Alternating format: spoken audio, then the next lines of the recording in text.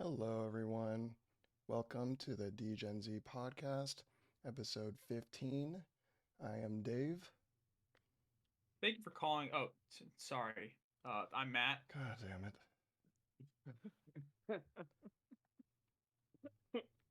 Hang on, let me. I'm okay.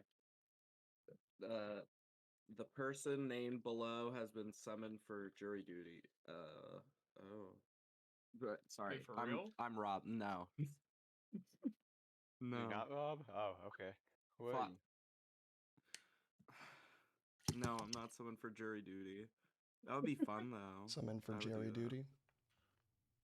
Jury duty. Jerry. Adam Jacks, huh? I'm exhausted. I love the professionalism. I just swallowed water the wrong way. Why? And my nose burns. Your nose burns? Yeah. All right. Welcome Dustin, to what's up? episode 15 of the Degen podcast. Starting off real degenerate already. Love it. Choking My on our lungs are own. fucking degenerating. Okay. Well, what a start. Everyone's fucking dying at the beginning. Yeah. Well, Being summoned. it's been quite a long week. I don't know why. It feels like it's been I know it's been just a week since the last one, but it feels like a lot has happened since. So it Feel that. feels long time. Yeah, it feels like it's been more than a week. Well, I'm chilling. My week's been a short one. yeah. Well, didn't you ask me yesterday if it was Friday? Today's Friday, right? Yeah. Maybe. Today is Friday. That's why we're doing this now. Man, that's crazy. Wow. Oh, Yeah. I feel like a couple of my friends have had like relatively not easy but like slow weeks just because they've been kind of bored at work. Meanwhile, like this has been probably one of the toughest weeks at work for us because midterms are next week and we spent this week making the midterms, and then next week we'll just be giving them out, so it's easy for us, hard on the kids. And we get to leave early Friday. Oh yeah. That's every Friday. Extra I'll be early there. on Yeah, but Friday. I'll extra be there early. next Friday. That's right. Jax Yeah, is going to be baby. here next weekend. And maybe Matt too. Maybe me too. Good, Rob. Rob, buy your flight. Yeah, do it. Y'all gotta pay for it? And I'll pitch in, yeah. We can chip in. Yeah, I'll chip in. Okay. With today's sponsor, we can chip in for...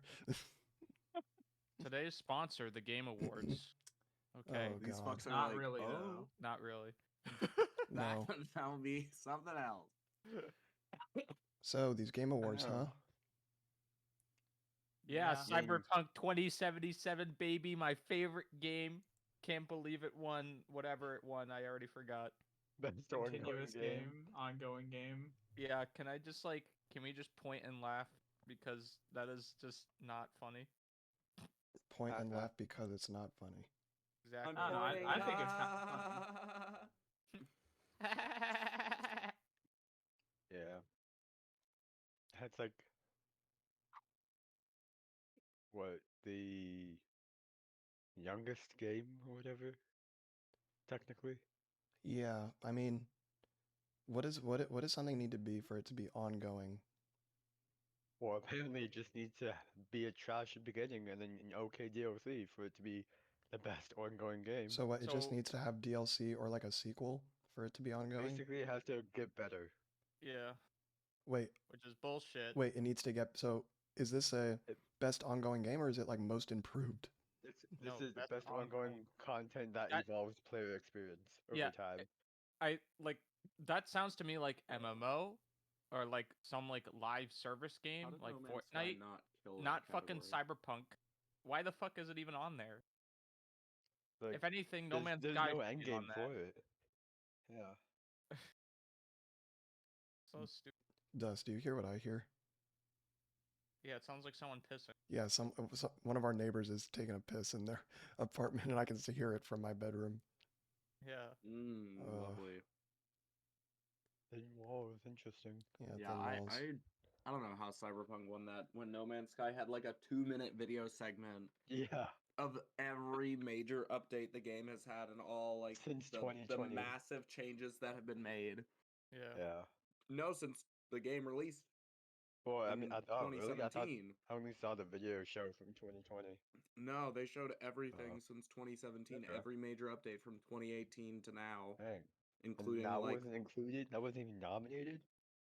well, they showed Yeah. it during the Game Awards, and it was nominated, but somehow it lost to Cyberpunk having a DLC after having a god awful fucking launch Okay. for the most anticipated game probably since No Man's Sky. All right. So, according to the Game Awards website, this is going to give us some insight because I just looked this up. The winners are determined by a blended vote between the voting jury, which Yeah. is 90%, Yeah. and the public fan voting, which is only 10%. Mhm. Bro, that jury is on fucking Percocet or some shit. What the fuck? Hey, I They mean, it's biased. FSU playoff. Anyways, Bless you. Oh my god. Excuse you.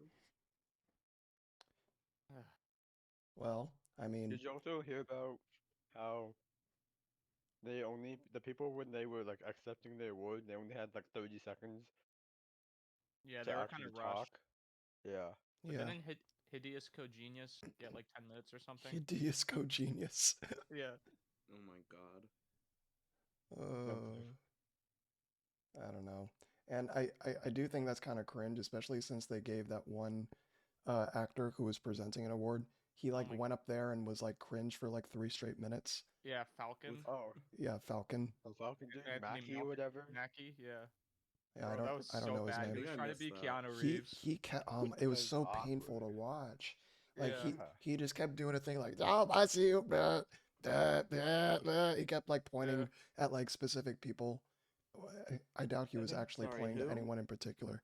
The actor who It's also plays awkward, too. the Falcon in the Marvel movies, he was there as a Sam Will.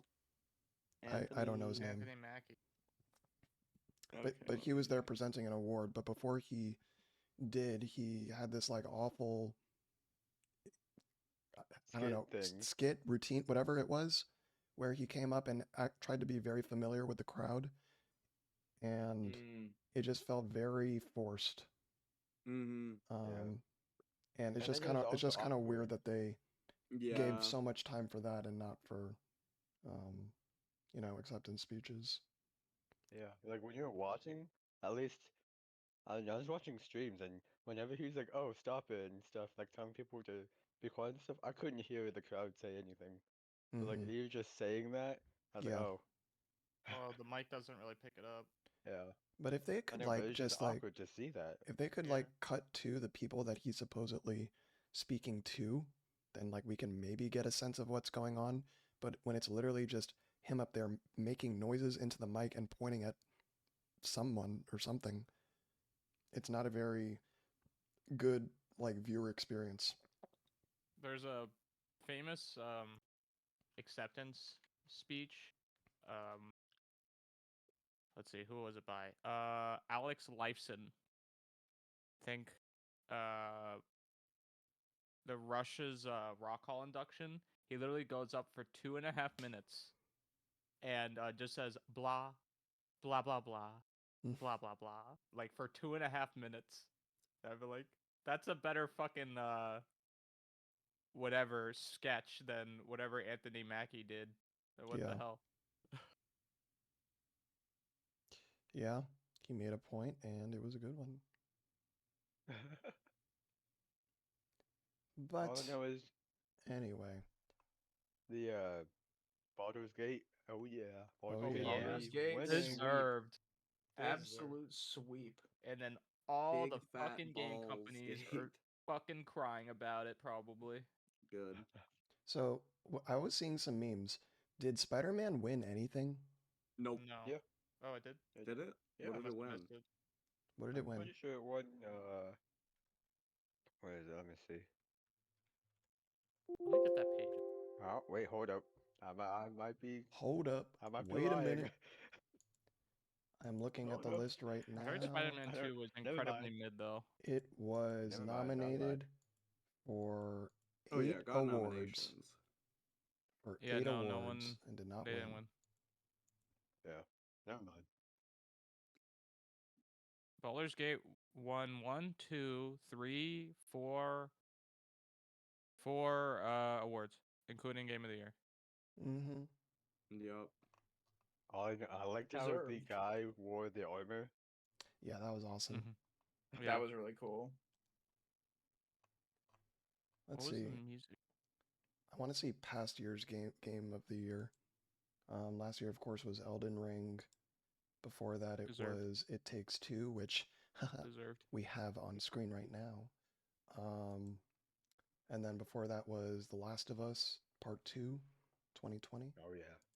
And Yeah. then before that was Sekiro, Shadows Die Baldur's Yep, Gate Twice. won deserved. 6. Oh yeah. Sekiro, 6 yeah. categories. 6. Yep.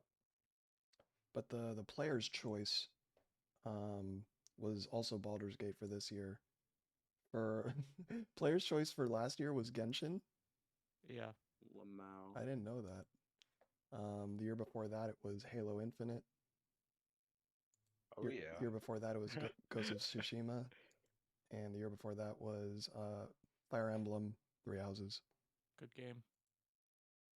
GG. All these are worth it. Mm-hmm.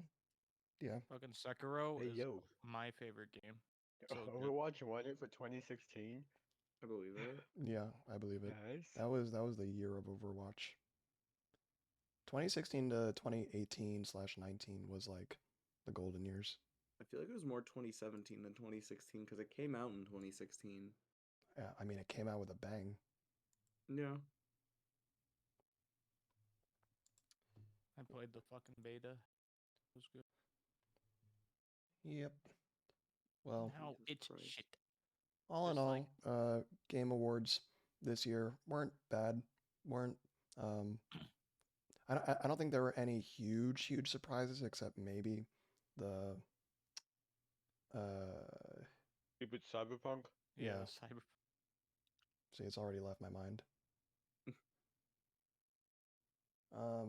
Was there any atrocious things in your opinion? Your opinions?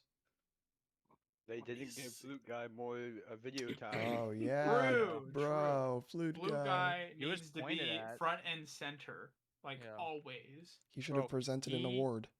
He went hard when they did like this year, and then the other year when they did the Xenoblade 3 music during it. He pulled out fucking Noah's flute for that shit. No, Bro, he went Mm. so hard.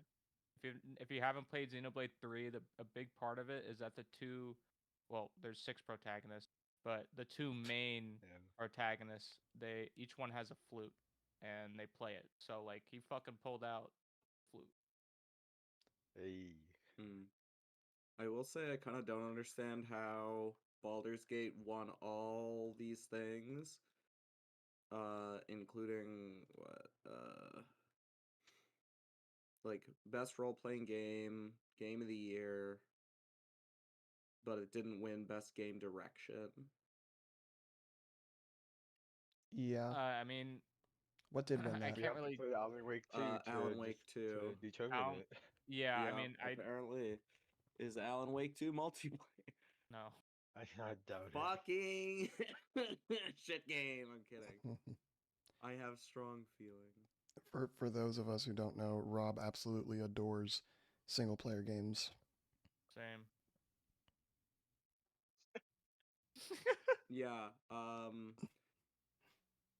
don't remember if we talked about this on the podcast before or if we were not on the podcast, but literally like 80 or so percent of the games that are on my desktop right now, which is like 20 some games, 80 or 90% are multiplayer. Mm-hmm. Man, hands on the pack. Like, I need my squad. Yeah. Can't enjoy a game by himself. Yes. This is true for the most part. Maybe True. if more games had local co-op, which has seamlessly fallen out of the fucking water and doesn't exist anymore for like Halo and shit, it's actually fucking ass. Hmm. What Oh, the yeah. fuck? I'll preface this by saying I don't really know shit about esports, but I was pretty happy with all the esports results. Faker winning best esports athlete. I think we talked about that on the podcast when we were talking about the Game Awards. Mm. I was like, bro, that guy fucking did way too much big dick energy for him not to win. Like he's the GOAT. He needs to win.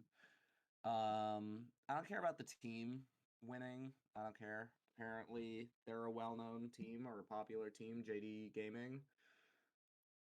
Thought it was kind of JD funny that they Power. won best I was- esports team after JD Powerhammer. after Faker and T1 counted their pussies. Thought it was kind of ironic that they'd win best esports team. It's like, but they just lost. Like last They week, like a week or two ago. Underscore. I was happy that the person I got us to vote for best esports coach, Potter, won. Because I mean, was like, didn't she's she- the only one holding a trophy. Yeah. Yeah. She won. Damn. Maybe everybody agreed with me. She's the only one holding a trophy in any of the pictures. Mm-hmm. And League of Legends Worlds won best esports event. That I don't really care. I just think that was not a surprise at all. Mm. I'm surprised Valorant won best esports game. Yeah, I'm honestly. surprised about that as well. I that just they don't won fucking best hear about esports game, esports. but League won the event Yeah. Like, category. No That was one that I interesting. know really talks about esports, and I just haven't really heard much of it online. It's just not really. I feel like it's kind of fallen off.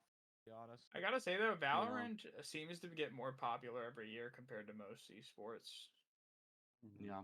People need I their mean- Counter Strike fix, and whatever. I mean, it's a more aesthetically pleasing Counter Strike with a Mhm. little Yeah. a little more seasoning and flavor added to it than yeah, what and spyware, CS but we has. don't talk about that. And what? When you say We don't spyware, talk about it. What are you talking about? I'm surprised I mean, PUBG fuck Mobile it, is on bro. the nominations. My privacy has been violated. I don't care. They can Bro, put every like- game has Riot can level put their 0 access fucking- to your computer now. can put That's just spyware a on my requirement to computer. play games I at this don't point. give a shit. It doesn't matter. My Like, privacy who cares? is It's meaningless. every game does it. Every government in the world has already bought my personal information a million times over. I don't care. Fuck it. I'm on the phone with China right now. Yeah, I would like Rob's information, please. She, my guy, what's up? Bro, I'm pretty got sure we you. missed this, or at least I wasn't here when they said it, or I'm crazy. For the Game Awards, Content Creator of the Year, Iron Mouse. Yeah. I don't know who Huge. that is. I don't remember seeing that Huge dub. with you Who is guys. Iron Mouse? I don't know. What have they done? I saw her. that For was I saw her content react creator to of the it. year, they always do it in one of those short sections where they're just like slamming them off, like Yeah. 3 seconds. I But, saw her. yeah, I'm not I saw her surprised. react to it. It was nice. Bro, the reaction clip is so fucking funny. Yeah. It's like I didn't For win. anyone I'm not gonna who win. hasn't seen it, go check it out yourself. Who? But it's really funny because Iron Mouse is streaming her reaction, like watching it live, and she like sees the list of names, and I don't know if she I don't watch a lot of Iron Mouse in my, actively. Like I just see like clips and shit. I don't know if Iron Mouse is like friends with Quackity or just really likes them as a content creator. But when Iron Mouse sees the list, she's just like, Quackity, and the whoever's announcing the award is like, and the winner is, and Iron Mouse goes, Quackity. They say Iron Mouse, and she just goes, what? It's funny-ish. Yeah. I don't- awesome. I don't know. It's really cute, but it's just really funny. It's Mhm. nice. It's like, I hope my friend wins, or I hope this content creator I really like wins. And then it's just like, you win. It's like, excuse me? Yeah. So, I really want to see Sea Dog VA's reaction. Yeah, I'm gonna watch that Rob, later. I haven't been able to find that yet. I haven't seen it. I want to find it. Rob, what's Iron Mouse notable for? Because I have no idea. I've never heard of her before. What is she? I don't know. I don't know how to put what she's, or like how to say what she's notable for, but she's She just a gamer? VTuber who's gotten pretty Oh. popular, I think, over the last year, the last couple years. I guess what she's notable for, or one thing that she's well known for, is she has. It's going to be ironic that I'm saying this and I don't know what it is, but she is known because she has this autoimmune disease, Uh-huh. and it's like, I guess, a rare disease. It's not really well known, and it like really heavily has impacted her life thus far, her ability to just live a normal life. And Common variable immunodeficiency. yeah, Oh, that's like what my and mom had. she has become friends and done a lot of collaboration with Sea Dog VA from Oh, Trash okay. Taste. Um, sorry, excuse me. And Sea Dog VA Connor, I don't know why I keep saying his whole username. Connor has been like a really big supporter for her Oh yeah, as he's gotten to know her. He's been a really they have a really sweet relationship, but yeah, he's been a it's really very endearing too because like she'll be like playing a game or he'll be playing a game and they both just like tell each other how trash they are. Man, Or that's so endearing. Oh my gosh. no, but they're sweet Get it. too to each other. yeah. All right. But yeah, they've been friends for like a few years, and he's become like a really vocal proponent about raising awareness for this disease. He's done charity events and streams and shit where he's helped raise money for it, Mm-hmm. and he's put in a lot of effort on stream, and it's been talked about the effort that he's put in off stream as well to like support her in terms of like doing this charity shit to raise awareness and raise money, as well as like improving his understanding of like how she feels and how she wants to like cope with it and deal with it. Mm-hmm. And it's nice. Mm-hmm. It's cute. Every time I see clips with them on TikTok or YouTube or Reddit or whatever, I'm like, this is nice. This is good friendship. Good. Good Yes. friendship, good. Yeah, I don't know. Maybe I'll check her out. She for she the gets pretty good Twitch viewership now. Like a week or two ago, I went on Twitch when we were playing Lethal or something, or before or after we played Lethal, and she was playing Lethal with Connor and like one or two other people, and had like over 10K concurrent viewers. Mm-hmm. damn. Fucking autoplay ad my ears. Yeah, All right. 1.8 million followers on Twitch. Wow. So, in other news, we have a Genshin 4.3 live stream that just happened. I think it was Yep. earlier today, this morning. So any of you that still need or want those codes are they're still good. I For used them a little bit. already. So did I. So Genshin 4.3 is coming soon. The live stream brought some news with upcoming banners and new characters. We got Navia coming, the new Geo Claymore user, which will be our second Geo Claymore user. Woohoo. We Second? No, third. Third? Third. Oh, Noel, you're right. I forget. Yeah. As well ESW? as, huh? What do you say? DSW. ESW? Isn't that like a DSW? clothing band brand? It's a It's shoe a brand. clothing. It's a Noel. shoe store. Why are we Yeah, saying it's a piece of DSW? clothing. I don't You know. said Noel. What? What? I don't get the context. I don't understand. What's the character name? Noel. Noel. ESW. What? I don't get I'm it. moving on. we also, What? in addition to Navia, we have Chevrus. I don't know how to pronounce that. Chevrus. 4-star Pyro Polearm, where she's just holding a fucking gun. Which is cool. She's got an eye patch and a cool hat. I don't know anything about her. I don't know if she's shown up in the main story yet or what, but she looks cool. We got the banners coming up. Phase 1 is going to be, of course, Navia with Ayaka, Kamisato Ayaka.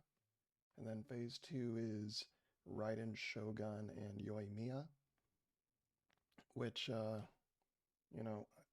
feel like Yoimiya is this also going to go in the category of another banner where Yoimiya gets done dirty? Who's she Why? with? Well, she's with Raiden, but it comes right after Navia. Do you think that'll... If she's with Raiden, then yes. Well, Yeah, but yeah. that doesn't matter. She already got fucked by Raiden before because her first banner was sandwiched between Ayaka and Raiden. And Ayaka's on Phase 1 and Raiden's on Phase 2 with Yoimiya. Bruh, She's okay. useless? No, she's not useless. She's good. It's just that she always gets put Hoyo next hates to... her. She gets sandwiched Like between literally hates her. between good like, characters. just better units. Yeah. Yeah. Yeah. So we got those characters. We got new artifact sets. One of which I'm certain is just the best in slot for Navia. And that's Nighttime Whispers in the Echoing Woods. And then the other one is Song of Days Past. I'm not sure who that would be for, just visually. It's like purple and blue, so maybe Chevrus. I don't know. Bro, wait, the second time she ran, she was sandwiched between Kazuha and Tignali. Yeah, I'm saying this is like it's happened twice, so I already see a pattern, or at least twice. Third time, The sandwiched charm. by Nilu and Yai Miko. Yeah. That's honestly the best one. And no, ran alongside Nahida. Yikes, never mind. Ah, yeah. Wait, so last banner and this banner, she's running alongside Archons. She's pretty much always run alongside Archons. Oh my god. Yeah, first time she came out, she was sandwiched by Ayaka and Raiden. That's just rude, dude. They don't like her.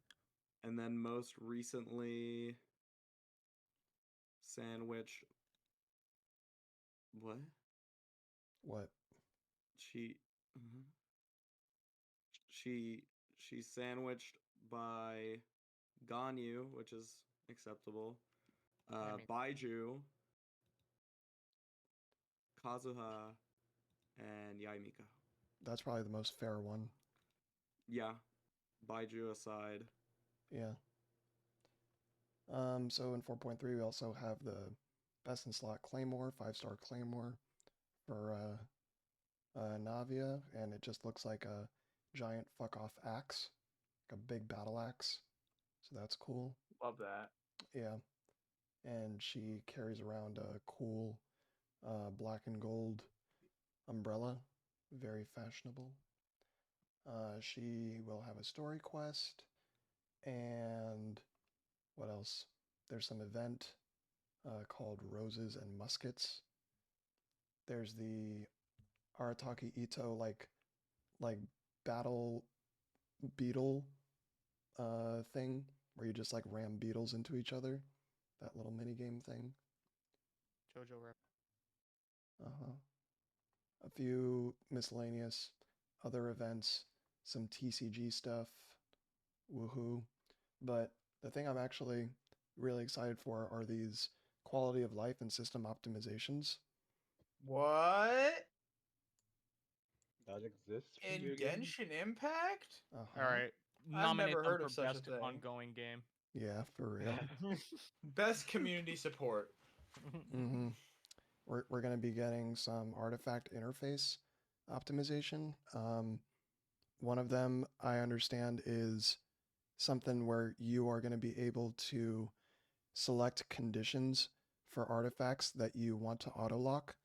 So you can like check a couple boxes that say if it has double crit, it will automatically lock itself when you get one. And you can like check boxes to auto lock whichever substats you want on whatever pieces you get. Something like that. Um, there's optimized enhancement screen, so you'll be able to level up artifacts by 4 levels instantly instead of feed, start, feed, start, feed, start over and over. Optimize repeated challenges. So when you go into a domain, whether it's like artifacts um, or drops or whatever you need, when you hit restart domain, you'll be teleported basically right in front of the key that starts the domain, and you don't have to run all the way up the stairs at the beginning each time, which like fucking duh, why is it taken till 4.3 to do this? Duh. Duh. I think Duh is going to be involved in the TCG thing also. I still have Right. yet to play it because I still haven't finished any of the quests required to unlock it. And we have one-click expeditions. So when you do your daily expeditions, it'll just take one click and you can retrieve all of the stuff that your people got on their expedition, so you don't have to do them all individually because that's tedious as hell. And I literally don't do some of my expeditions sometimes because I don't feel like clicking that 20 times just to reset it. So it's little things like this that I think are honestly the highlight of this update. Like, yeah, new character, yeah, new weapon, yeah, new artifact. If I'm being honest, each time there's a new character or artifact or whatever, that is like the thing that I primarily spend my time on for a month, a few months or something. But these system optimizations are, of course, going to be, you know, in the game for ever, assumedly. And it'll just improve the game for always. So, yeah. And then besides all that, there's like new music and stuff being released, and of course those redemption codes, which are still good, so go get them.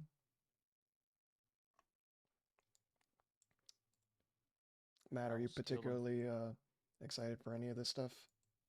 I mean, the quality of life stuff's cool. I'm playing Genshin incredibly casually now. Like, I'd log in like maybe once a week at this point.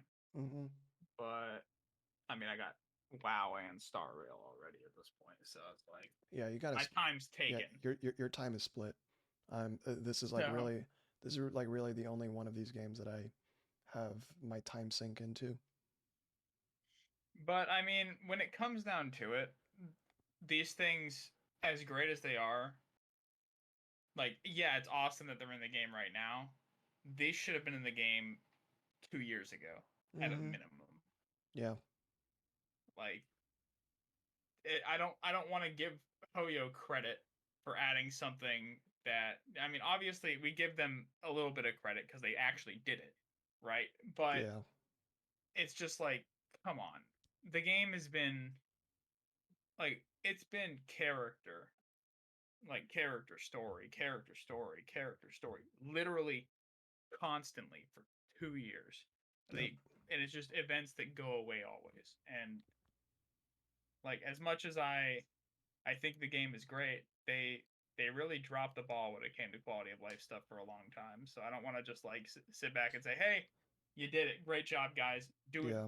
Like, let's just, you don't have to think about us for another year or so. We Hmm. can deal with what we got now. Like, I mean, I'm still keep it waiting going, and for I'll be happy. I'm still waiting for artifact loadouts. Like I once mean, what yeah, Waiting. exactly. once that happens, like, I'll stop bitching for a little bit because the Like, relief of that having finally been added will be quite nice. fuck, they just revamped Honkai Impact's whole interface, right? Like, I don't see why they can't do some of these things. But, you know, credit where credit's due. They made a good change.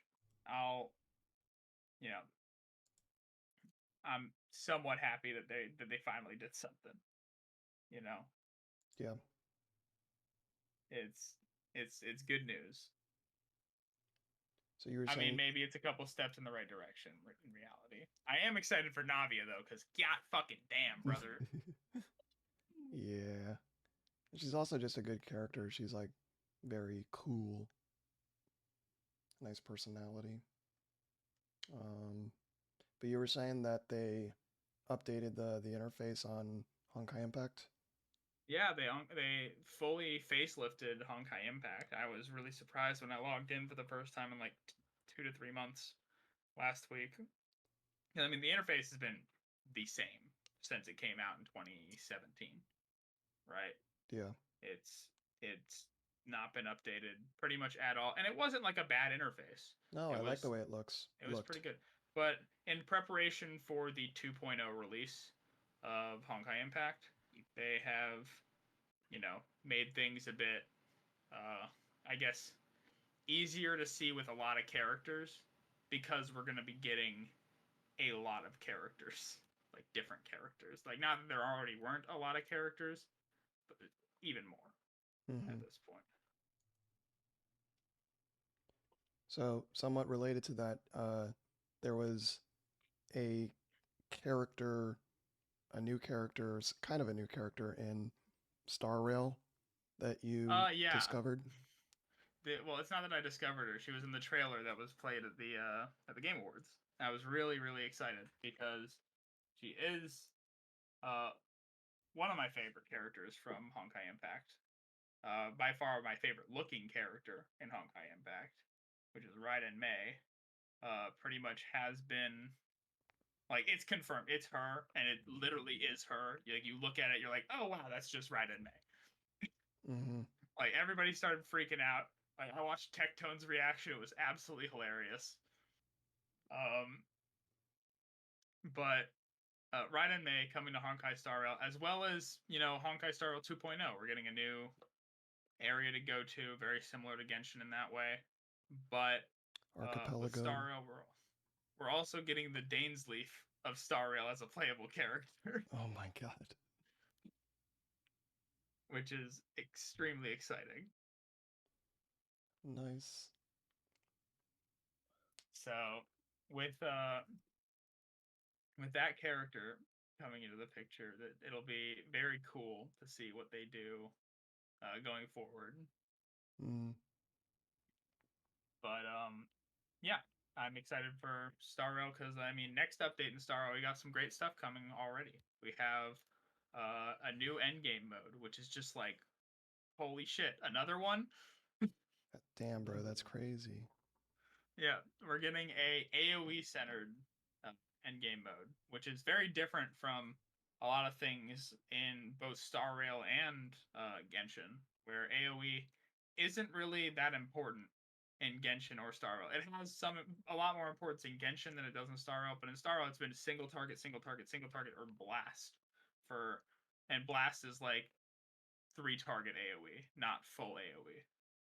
Whereas this new mode is going to be pretty much focused on killing as many enemies as possible, as fast as possible.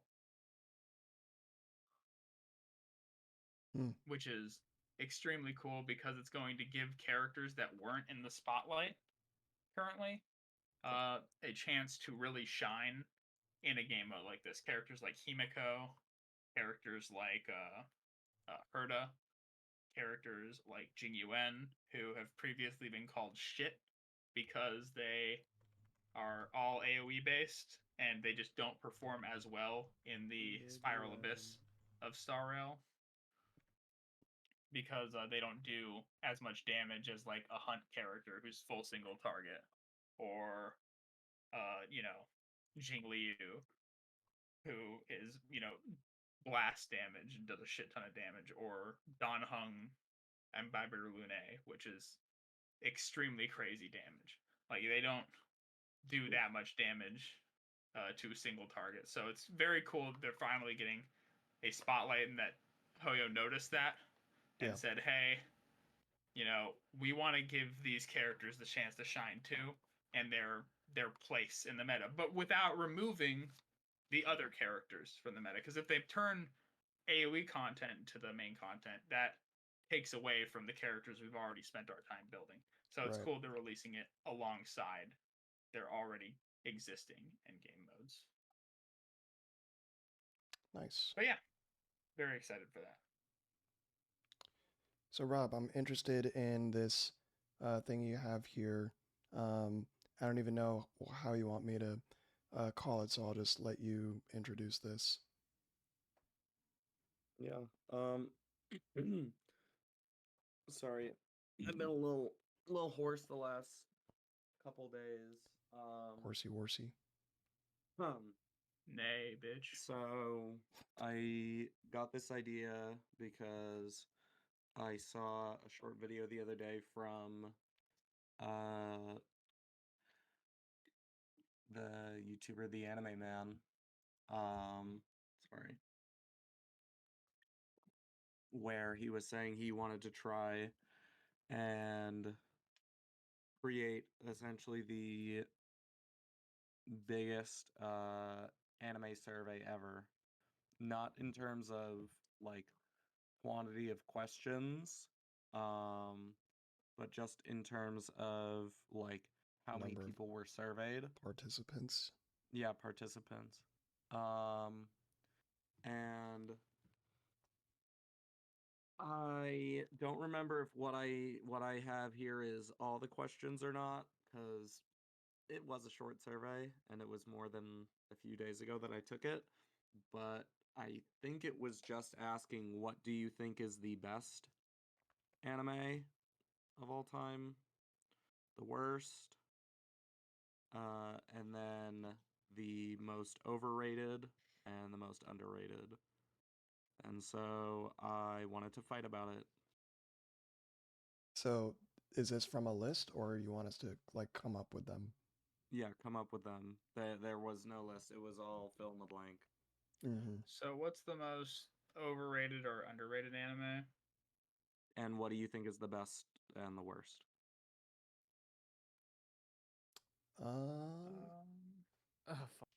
Well, what did you say, Rob? I'm trying to remember. I think for worst, I wanted to do something that I personally hated, but I was like, no. Like, just because I hate it doesn't mean it's bad. Like, worst should be something that is like technically bad, like poorly animated, poorly voiced, poorly like scripted, directed, paced, whatever. So worst, I went with X Arm because I don't know anything worse than that. From Neither a do technical I. standpoint. Neither do I have a hard time remembering what the fuck I put for best. I'm gonna put my worst in Promised Neverland 2. Valid. That doesn't Very exist. valid one. Yeah, I would It was say so bad it doesn't exist.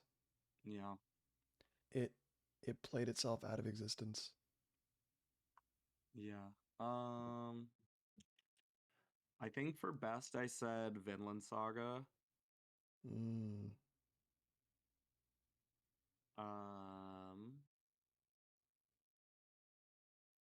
And then most underrated.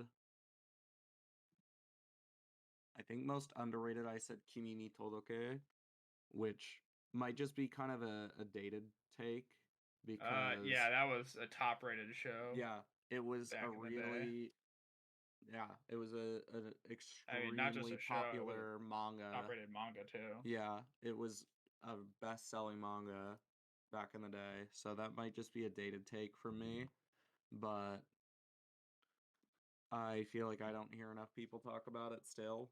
I think there are I feel like it's been overshadowed Le- recently, where there people are don't really lesser think about it as romance much. series that I feel like people talk about more than Kimi ni Todoke. It's absolutely true. I feel like it does deserve to be in the conversation when we talk about romance anime Yeah. more often. So I can agree with that point, but I don't think it's most I underrated just couldn't show. come up with another one that was. I contended with that one for a while. I do My agree easiest with your one worst though. was most overrated. That was the easiest one for me, and I said Anohana. Yeah, we know you and your Ano No idea Hannah. what happened. The flower we saw that day. Fuck that show. Me and my old roommate binged that show one time, and I have never. Did your roommate like it? No. I have never felt more wasteful of my time.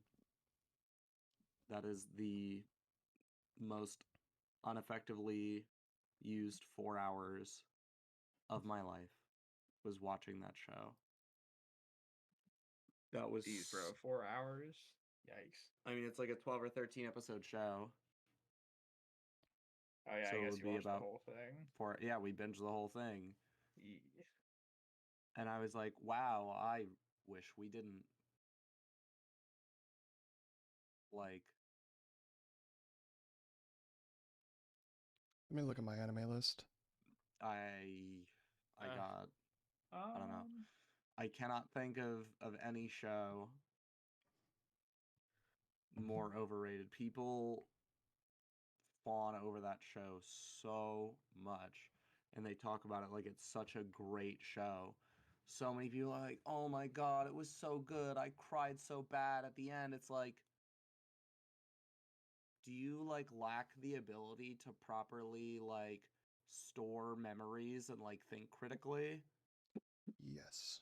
Because A, it's all really obvious what's going to happen.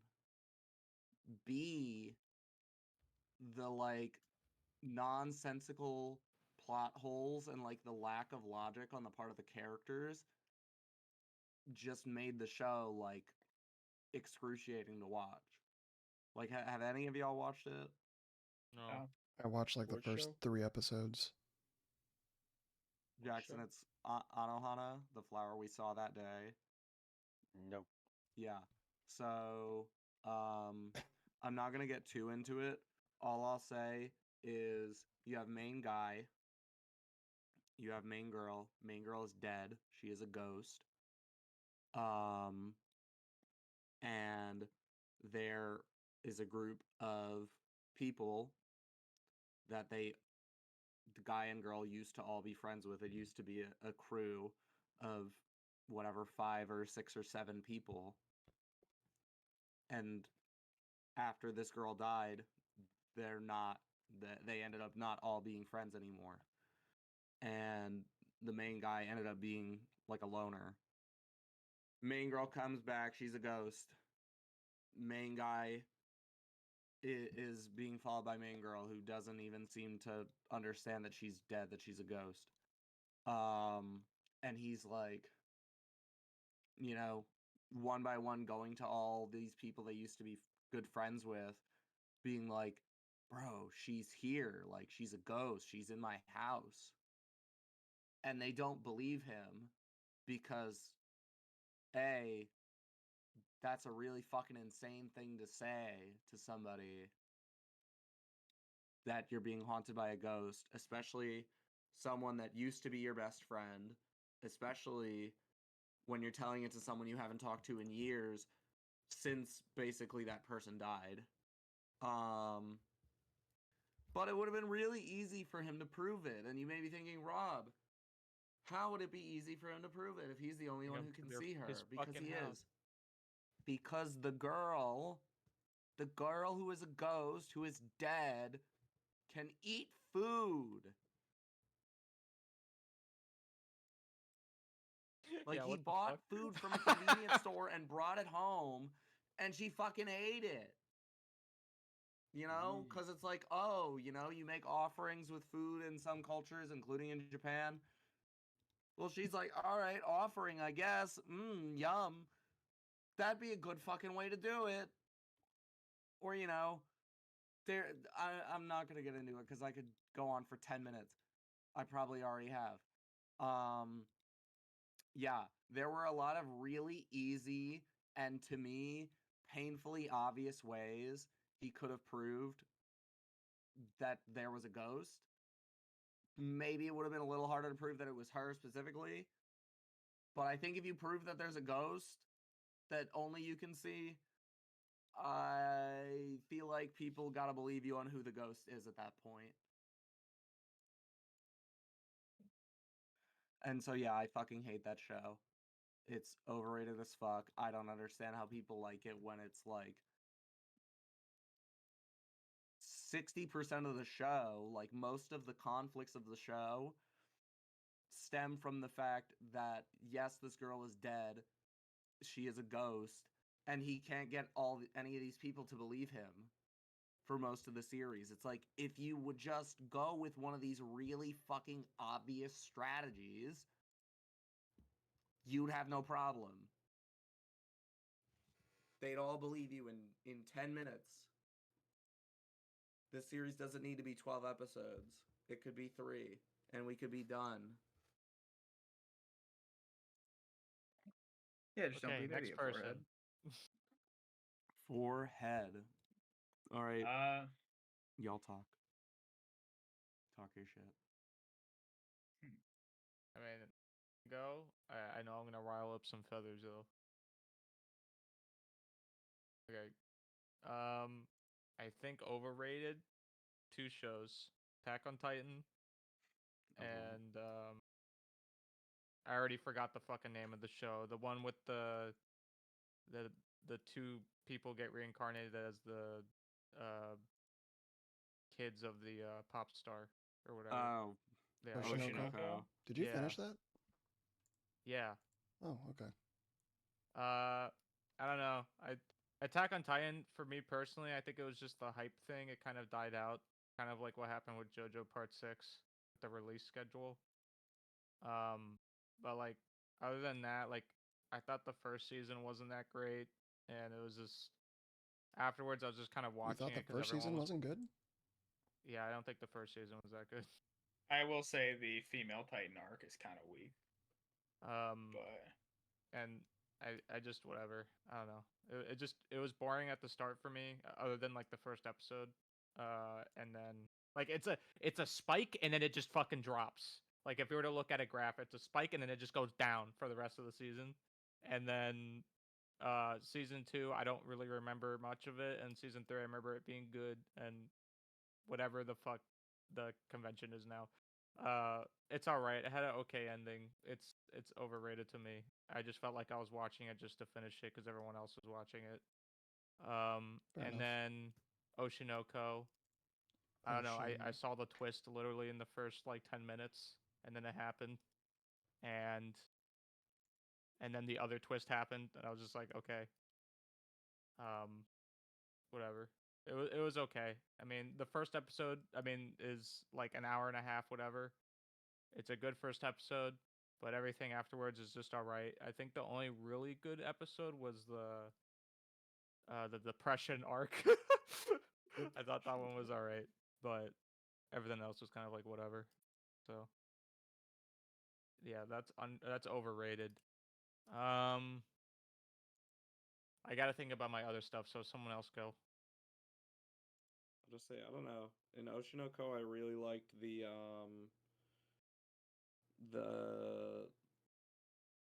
the bit of the show where not where he was on that reality show, but where he was on that other show.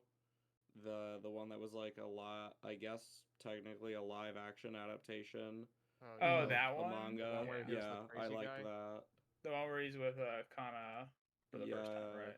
Yeah. yeah. No. Well, like not like his first show, not when he was a Yes. kid, but his first time when they Yeah. were teenagers. Yes, that one. I liked that. Yeah, when he played the crazy dude, right? Yeah, I liked that quite was a bit. cool. That was good. But I like the show quite a bit as a whole. But that particularly, I mean, it's good. I It's mean, just over. could you say that isn't One Piece kind of overrated just because it's the same thing, but every arc is the same? Finally, Just someone could see. I was gonna say it, but it's been good really recently, so I don't know. But alright for Well, the when something is as long and as popular as One Piece, it's like there's so much of it that of course there'll be people that think it's overrated because like when something is like I'm not gonna say it's objectively amazing because nothing is, but when something is as universally popular as it, then more it's people not. than not. Yeah, like a ton of people like it, but also a ton of people don't like it, and that's I mean, just that's kind of if there's a ton of people that like it, that's kind of what the reason people would think it's Mhm. overrated, right? yeah. And that brings me into my overrated show actually, which is Dragon Ball, because I fucking hate Dragon Ball. Oh yeah, I mean, I feel like Dragon Ball was more overrated than Was more as I a what? feel Dragon like Ball Goku's fan. more overrated than Dragon As a Ball. Dragon Ball fan, Fairy Tail is. have not I watched. love Fairy Tail. I love Fairy Tail. There's Everybody hates no Fairy way Tail Fairy though. Tail's What do you mean? overrated. Need to Everybody watch. hates Fairy Tail. Fairy Tail's like Sword Art Online. People fucking go, Fairy Tale power of friendship, fucking gross, ew. Oh, that's And that's literally the people's whole reaction thing, to it. though. That's That's Yeah, literally all of like, Naruto. that's literally the point. And you know what? Get over it. It's not that bad. And then oh, Asta's I'm Asta's losing like, I want to my be the Wizard friend's King, heart. so it literally doesn't matter. Oh god. But when it comes to underrated shows, which is I think the more fun topic here, because overrated shows are fine. You get to hear about everybody's niche favorites, which is always my favorite thing to hear about because it makes me interested in the shows that maybe a lot of people don't think of normally. For me, underrated shows Log Horizon. I watch it every year. It's I would say one of my favorite shows of I all need to time. fucking finish that. I would say Erased was a pretty good show that not many people, I guess, know about it or watch it.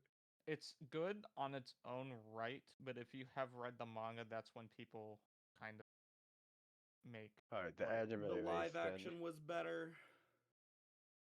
I never watched it, so I don't know. You should. As someone who really, excuse me, as someone who really liked the anime,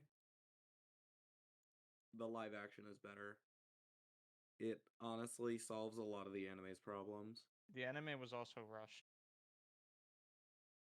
Yeah, Yeah, I still liked it. At least with the I ending. like the live action. I was very, very pleasantly surprised. I think like it was weird because I watched Erase with Dave and Jax, right? We all watched Yeah, it. Mm-hmm. And yeah. remember when I was like, why does this seem so fucking familiar to me? I think it's because I maybe watched like the live action years before with my sister and just didn't know. That's Because I funny. was like, this all seems so familiar. What the fuck? Yeah, the live action ending is substantially different from the anime, which was one of the biggest improvements for me. I think the live action took after the manga ending. Probably. I don't 'Cause know. I've never read it. there's also like extra shit that goes back. I love Erased. It's a great story. I've watched it one time, but I did like it a lot when I watched it. I liked it. It's a good, shorter time travel story. Speaking of time travel stories, my favorite is Steins Gate. So that's mine. Overrated Favorite by a time lot of travel people too. show. Steins Gate. Wait, so you said it's your favorite, but you're saying it's overrated? Well, I'm saying it's overrated by a lot of people. Like a lot of people call it overrated, but it's not overrated to me. Oh, I don't hear anyone saying it's overrated. Uh, My well, the overrated thing is, show is definitely SAO. I think. Overrated. Holy shit! Something just went loud in my ear. Sorry if anyone on the stream heard that. Got like a Google notification that just killed my ears. Bing bong. Yeah. I think SAO is overrated for me. Like, I mean, you all know how I feel about it. It started off good, and then for me, it just never picked up really. what season are you on now? Matt, On help me. Alicization. Just Alicization. part 1? Yeah. Okay. I mean, yeah, the first part of us is alright. It gets good near the end though. That's the problem with a lot of the shows. Like the problem that I see with SAO, which is like, oh, the second half of season 1 sucks, which to be fair it does, and it turns off a lot of people. And then with Steins Gate, it's like the first fucking 10 episodes, people are like, why the fuck is it? Why? And then you get to the point, you're like, oh, that's why. But people never make it there, and that's why they call it overrated. But to be fair, I mean, that's a good argument. You usually do like the three episode look at like anime, and if it's not good within 3 episodes, then you kind of drop off. That's at least what I do. So No, I can see that as being fair. I mean, Yeah. even I would consider SAO overrated to an extent. Like, do I absolutely love the show? Yeah, but I can completely understand your point. yeah, I say like it was good. Like when it first came out, it probably wasn't as bad, I guess, because people are like, oh, something cool, something new. And now when there's so many other shows to like compare to that are much better than SAO, then Well, the thing is, when I watched SAO, I just kept thinking to myself, God, would I never want to play that game? It just has fucking terrible game design. Like, holy shit, that game would suck. And then, like, you look at Log Horizon, right? And I go, fuck, bro, I want to play that now. Holy fuck, that looks fun. well, if you can't find a game, you better do it yourself. Then become a game designer. And it's just like, goddamn, I love everything about Log Horizon, and it's just a better SAO when it really comes down to it. Because the guy thinks. The guy's, well, I mean, he thinks, but it's just like the guy who created the show. You can tell he's played MMOs, he likes MMOs, and he wanted to make a story about MMOs. Right? With SAO, you're just sitting there like, this guy really likes death and death games, huh? Yep. He really likes girls being in precarious situations sometimes. He sure does. Happens 4 times. Sure Weirdo does. boys. Weirdo fucking guys. Yep. But I mean, both shows have their ups and downs. I think SAO has stronger characters than Long Horizon does. At least some of them, like Alice and Yu-Gi-Oh, are incredibly strong characters for me. Yes, Eugene. Armament. I absolutely love both of those characters, and I think without those characters, Alicization would have been so much worse. But it's just like it sort of, them being as strong as they are sort of brought Kirito down to a human level instead of being, you know, Jesus Kun who can't do anything wrong. Yeah. How levels were adjusted, so it's kind of fair. Mm-hmm.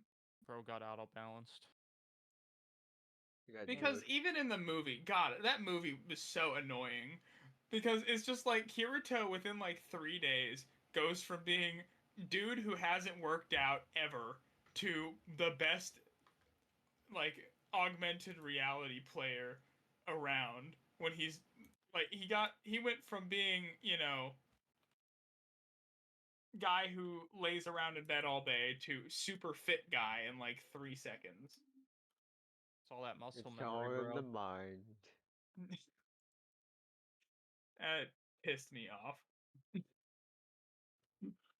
But You pissed me off. Rob, when it comes to like getting back on topic a little bit, when it comes to worst show, I completely agree with you with X Arm.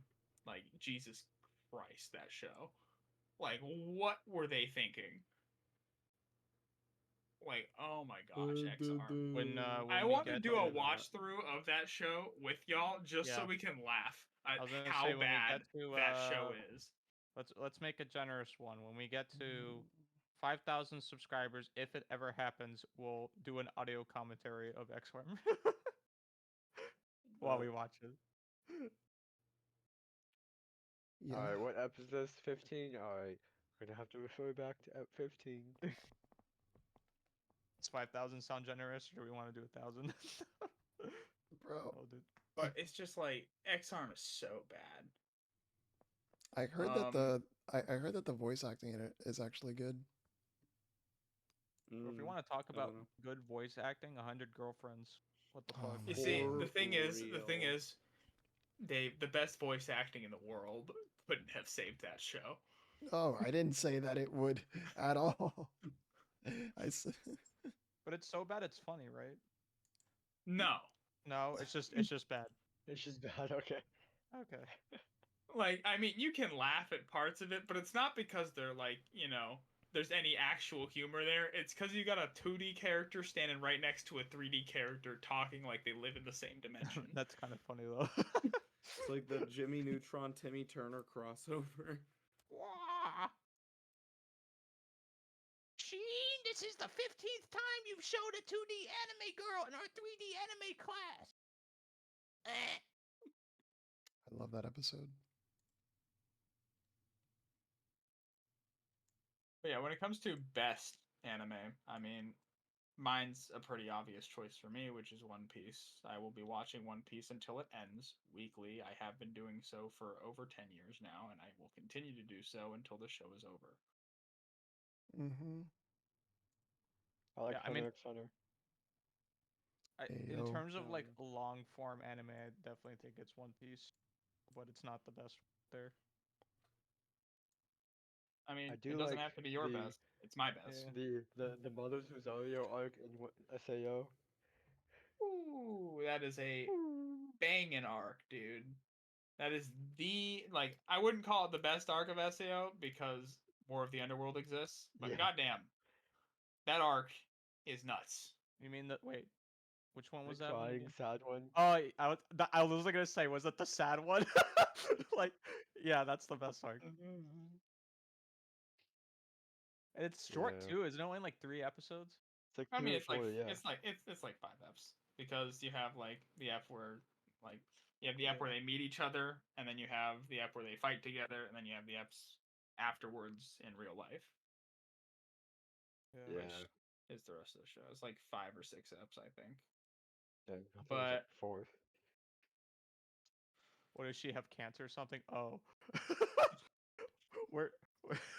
Yeah, she has AIDS. she's or got whatever. full It's blown full-blown AIDS. AIDS. It's full blown. They Yeah. said full blown. You didn't have to say full blown, but you said full blown. It's just the translation. I don't think he just says full blown AIDS. Nah, he said full blown and he meant it. Yeah. She had Yeah. so much AIDS, dude. Oh, Fine, she reappears in the movie, right? Yeah, she appears in the show too. Oh, fuck. I just accidentally closed out of the thumbnail. Oh man, I hope it's saved. aw, man. But yeah.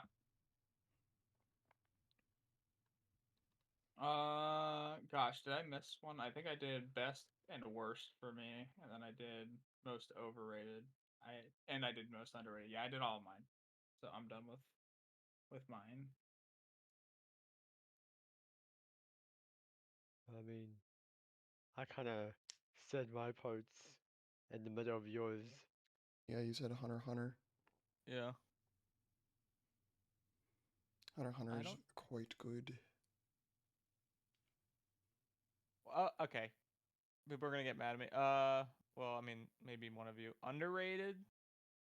How many are you gonna have? What?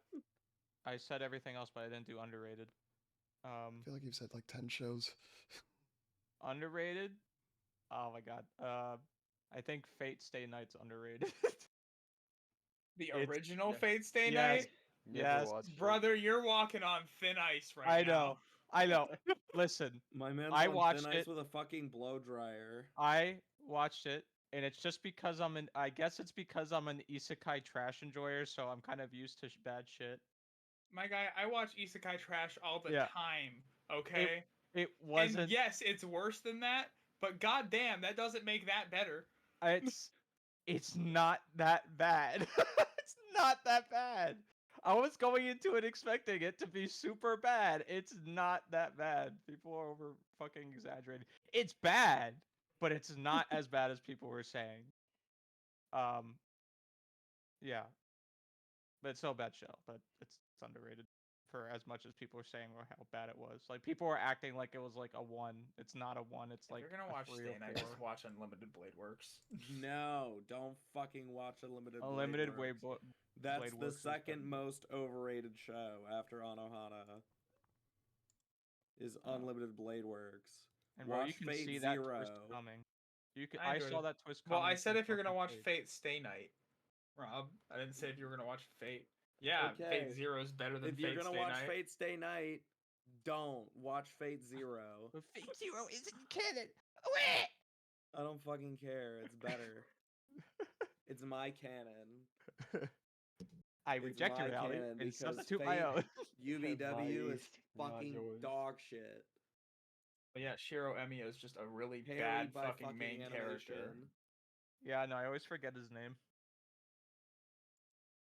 Animation put that show on its fucking back. At least Fate Zero was interesting and well written. Yeah, I mean, if you watch State UBW was just a fucking harem anime with really well animated fight scenes. and half of it is just Stay Night, it's literally the same show up to a certain Yeah. point.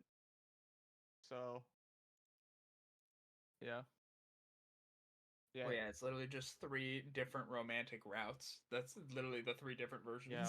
And technically, you are supposed to watch it Stay Night, Unlimited Blade Works, and then Heaven's Feel, because that's how you do the routes in the virtual novel. But Well, I watched Zero and then UBW, and holy fuck. okay. Wow. Anybody else? Dave, did you do yours? I said, what did I say? I said overrated was SAO. Did you say Underrated. No, I don't think I did. I've just been letting everyone say their piece. What's your niche ass show? One Piece. Niche ass show. Yeah, One Piece. Yeah, I don't know if you guys know this show called One Slime. Piece. Uticamp. Indie company. I by can the maybe way. I can maybe say Yuru Camp. I wouldn't. I think more wouldn't people should watch necessarily- Eurocamp. Yeah. I maybe. I mean, it was pretty popular when it came out, but Yeah. I don't hear a ton of people talking about it anymore. Licorice Recoil. Word. I think that show's fucking amazing. It's good. So I'll have that be my underrated / Euro Camp, sure. And then best worst. Well, best one is One Piece.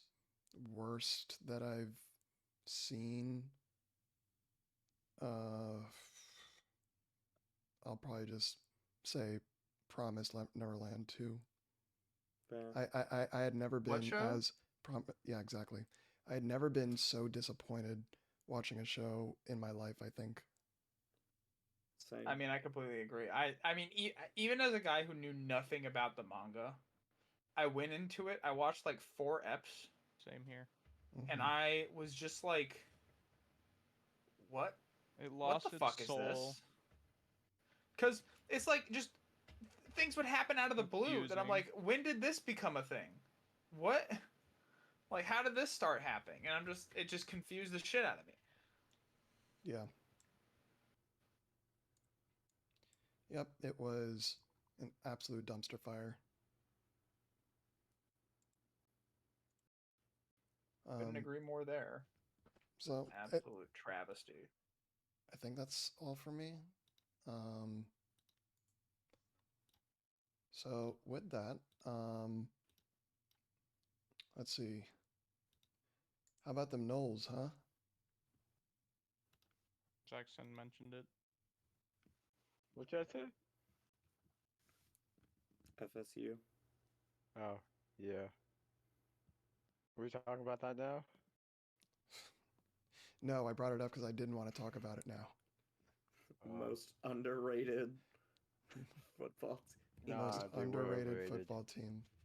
We are overrated. No, yeah, I think they were basically their decision was just saying that we were overrated for what we are. We're just trash. I mean, we're not. Yeah, I I've mean, only undefeated, but like, if we're gonna have to, like, okay, we're not trash, but we're just like boring. Boring. Like, yeah, would you rather watch a game between Alabama and what, like Georgia or whatever, Texas, whatever, Okay, or but like between FSU and like, So now this is like becoming a saying conversation like about which game is going to be more entertaining for the viewer, yeah, that's and basically all it is. but that's not how. So yeah, that's it not it how it works. That's not you how choose the sports You're best doing work. teams. football You wrong. choose the best teams because They the won. teams are good and they won and they have good records. Those teams that tend to be good tend to play other teams that tend to be good. Those games tend to be really good, entertaining games.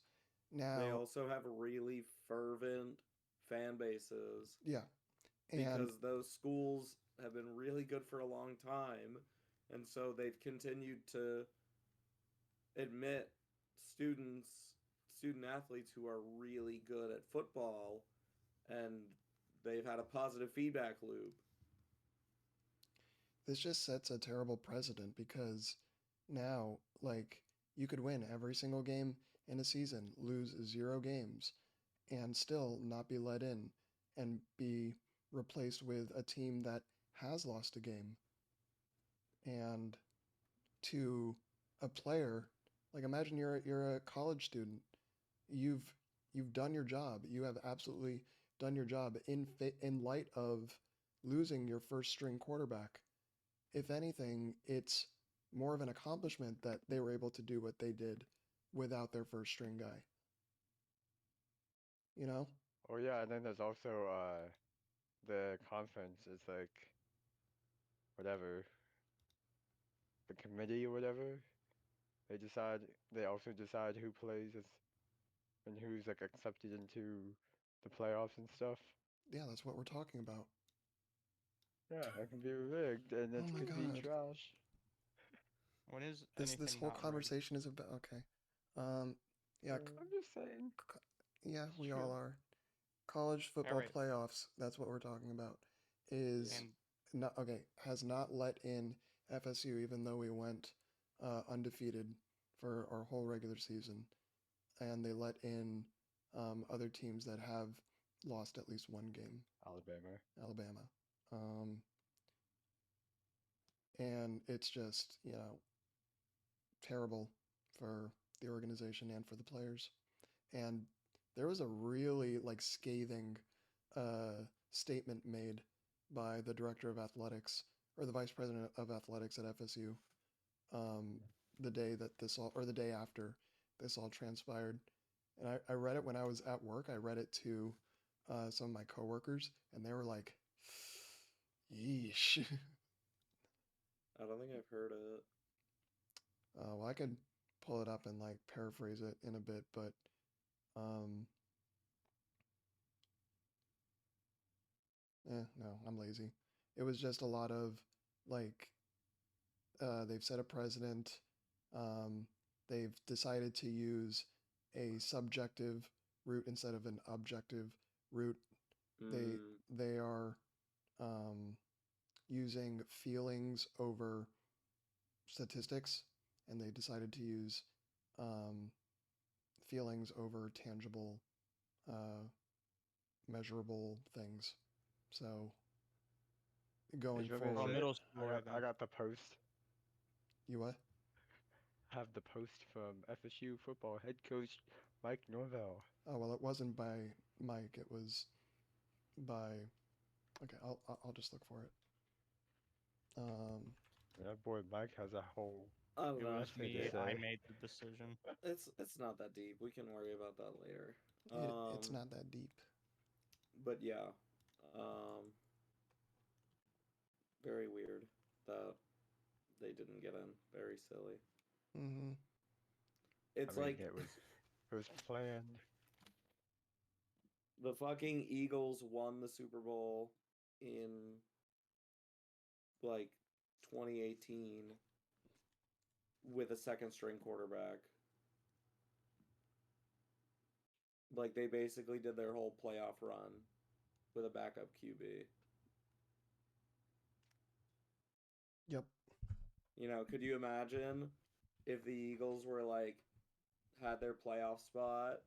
And I don't remember when their starting QB Carson Wentz got injured, but you know, suppose it's the last game of the season or I don't know, the first game of the playoffs or whatever. He gets injured and they're like, guys, I know you're top of the division, but QB, Yeah. I don't know. Might have to give a spot to those Cowboys, or you know, I'm just assuming they were probably second in the division or whatever. Here, I'll read the last little couple sentences they have that this guy made. This is a statement from Michael Alford, Vice President and Athletics Director at Florida State University. For many of us, today's decision by the committee has forever damaged the credibility of the institution that is the college football playoff. And saddest of all, it was self inflicted. They choose predictive competitiveness over proven performance, subjectivity over fact. They have become a committee of prognosticators. They have abandoned their responsibility by discarding their purpose to evaluate performance on the field. Our players, coaches, and fans, as well as those who love this sport, deserve better. The committee failed college football today. And there was like 3 or 4 paragraphs before that that were just that, but more. I mean, yeah, a team that goes undefeated for a whole year deserves it. Should They at least deserve be to- amongst the to 4 be in best. there. Like, I'm not even saying we're the best. We have to be among the 4th best. You know? Yeah. Like, Kind of come on. bullshit. Anyway, But why are we surprised anymore? why are we surprised? Because it's never happened before. That's why we're surprised. No, I'm just saying, like, just in general, so many things have gone to shit with committees making stupid decisions lately. That's like not even surprising anymore. That's what happened. Look at the Game Awards. Wait, we haven't talked about this one yet. This one? What, this one? Uh-huh. Okay, go ahead. I just thought I saw it was labeled green. It wasn't green for me, it was orange. Orange. Well, But go ahead. so Bungie's going to the shitter again this week. No way. Airing today. I feel aren't we? like this is literally becoming a weekly thing with them, and it is absolutely hilarious. So this week we found out some news from Bungie a little bit more into the reason why they laid off all these employees for a couple weeks back. Money. Which is well, yes, they need to Yeah, save money. money. They need to conserve literally as much money as possible and cut down on expenses like wages because they've spent too much money on their other games. Their revenue's down 45%. And if it stays that way for the year, Sony's taking over their company. Bungie has other games. Woohoo! They have plans for a new game. Love me a The one that like didn't play Monopoly. test well. That one. Yep. It's yeah, I don't know. I don't know if they. Yep, that one. Okay. Yeah. So what game? Talk about Oh, yeah. Marathon. Oh yeah, yeah. Marathon. Yeah. I'm marathoning away from that video game. But It's a looter shooter extraction. Uh, but yeah, Bungie is not doing too hot right now, like at all. They are like their fans hate them. Their employees hate them because they've literally also told their employees that yes, there's probably going to be more layoffs if we don't perform well over the next year. So it's like I mean I couldn't even imagine being a developer there right now. Like I would be terrified for my job. It's really just Yeah. sad to see one of the great gaming developers fall so heavily, so Bro. fast. Mm-hmm. imagine a world in which they still did Halo. Halo Reach Remastered. I'd play it. Play the I heard NC I heard the Probably. current company is doing a pretty good job with Halo right now. with the multiplayer. Yes. Not so much the single player. Fuck I mean, single hey, player. the multiplayer is what's bringing people back anyway, for the most part. I always played the co-op single player, and Well, co-op single player isn't single player. well, you know what I mean. The co-op campaign. Co-op single player, my favorite. Co-op campaign. Halo Which Reach co-op sadly, campaign. as I mentioned Yum. before, is just not a fucking thing anymore in most games, other than It Takes Two. But I remember Black what's Ops 3 having that, I think. what's the name of that mode in Halo? It's like zombies, but Forge? Halo, not Firefight? infected. Yeah, firefight. I like firefight. And Horde. Horde. I don't remember it being called Horde. At That least might not in be the ones I played. that might but be a different game I'm yeah, thinking of. I like firefight. I think Horde, Gears of War has a mode Yeah. called Horde. I like Yeah. that too. Yeah. I like co-op. I like co-op. The coops. Did they ever do Forge for the new Halo? Wasn't it like super delayed? No clue. It just never happened. I am unaware. I don't know. Can't be how it happened.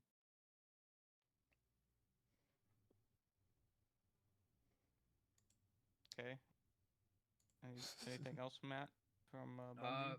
I mean, I just really wanted to say, like, hey, it's just sad to see, you know. Hate to see it.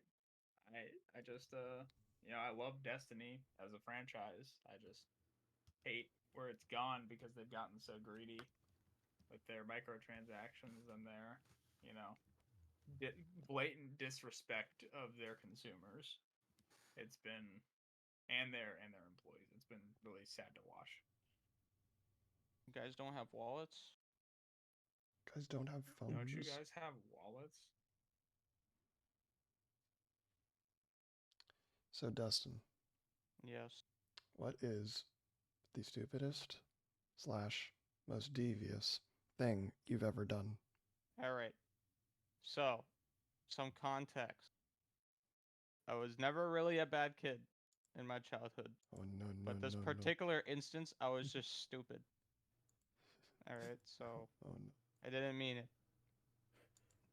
So basically, I used to live. Actually, I used to live where where I'm living now, but I moved, but I came back. But in the neighborhood, basically, it was my house, and then behind that, we had a road, and next to that road were like a bunch of fucking rocks, like a bunch of small pebbles there. Oh boy. I don't know why they were there. I guess the person living there just put them there. I don't know because it was a property. But basically, there's a giant fence, and on the other side of that fence, I didn't know what was there. But me and my friend, um, went over there one day and we're like 7. And we just start throwing rocks over the fence because it was fun. We didn't really think about it. Well, apparently, the property owner, our neighbor, came out, yelled super loud at us because on the other side of the fence apparently was a pool.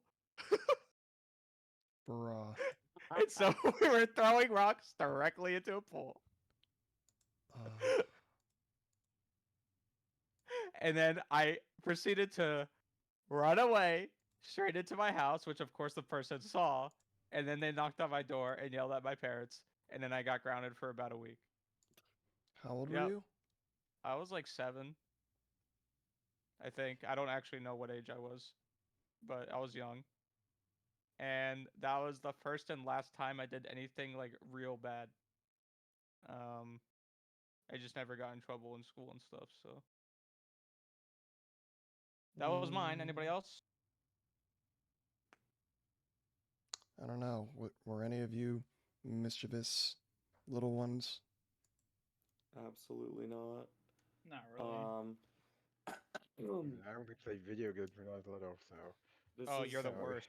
Oh, fucking get this him out is of sort here. of the inverse, but I think it oh, makes my no, point. sorry. And I was telling this to my coworker the other day. When okay, so Matt, are you bar mitzvahed? Yeah. Okay, Dave. Yeah. Okay, so I don't know about y'all, you two, but I went to Hebrew school when I was little, like preschool age, and Mhm. then we moved, and I did not go again until I was 12 when my parents were like, "Fuck, he's 12. He's supposed to get bar mitzvah next year. Oops." So Oops. they tried to get me to go to Hebrew school. I hated it. I Sorry, my monitor just did something really weird. That was strange. I hated it. And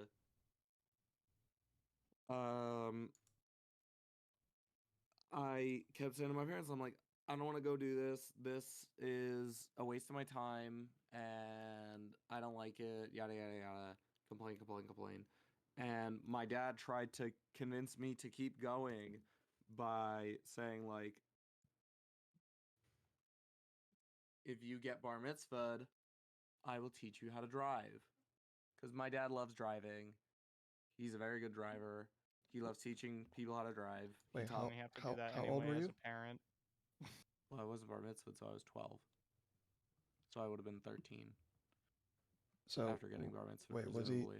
offering you to teach you to drive at that age, or once you were able to At drive? that age.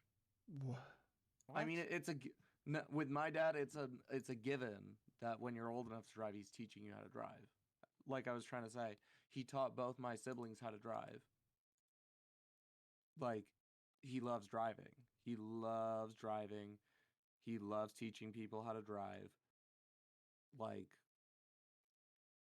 I don't think there are many things in life I could do that would make him happier than letting him teach me how to drive.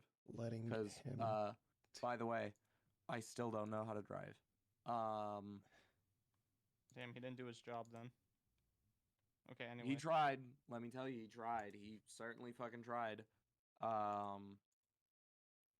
But the point of me bringing this up in this conversation is to say, when he made me that offer, you know what my response was? Mm. I said, "That's illegal." And he's Oh. like, "No, no, really, it's fine. If you get bar mitzvah, I'll teach you how to drive after."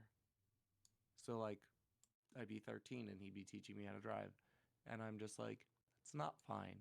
That's illegal, Dad." Dad, you And can't do I don't that. remember which way it was, one way or the other, but it was either on the way to or on the way back from Hebrew school one day. He made me this offer. And I'm just like, "No thanks, that's illegal." Yep. And I'm sure my dad is like, God. Oh no, he's too good of a kid. This is a bit off topic, but My what were kid's y'all's too bar good to mitzvah parties bribe. when you had your bar mitzvah? What did y'all do for him? Was it just normal stuff? It was, yeah, it was pretty normal. Like when I was 13, I didn't have, I wasn't like super interested in like any one thing yet. Like not nearly enough to be like, hey, what do you want the theme of your party to be? And I'm like, I, I don't know. Just people come and we'll have fun, I guess. So I just sort of let my dad take the reins on it, and he just made it like a. It wasn't even like a typical like bar mitzvah where like you invite your friends and there's like a DJ and all that stuff. It was more of like a formal thing, which looking Mm-hmm. like if that's knowing what I know now, if had the choice of it, that is nowhere close to what I would want it to be. Because I mean, I like formal stuff. I like dressing up and stuff. But as a 13-year-old, I was Big like, kid. yeah, I'm like, what am I doing here? I'm like, and at that point I had been to bar mitzvahs before. I know how they're supposed to be, and I'm like, people usually like are dancing, having fun, and people were dancing and having fun at this, but it was like ballroom dancing and shit, and I'm like, I'm just thinking, you fucking walk in and then there's a person on the harpsichord playing fucking Mozart.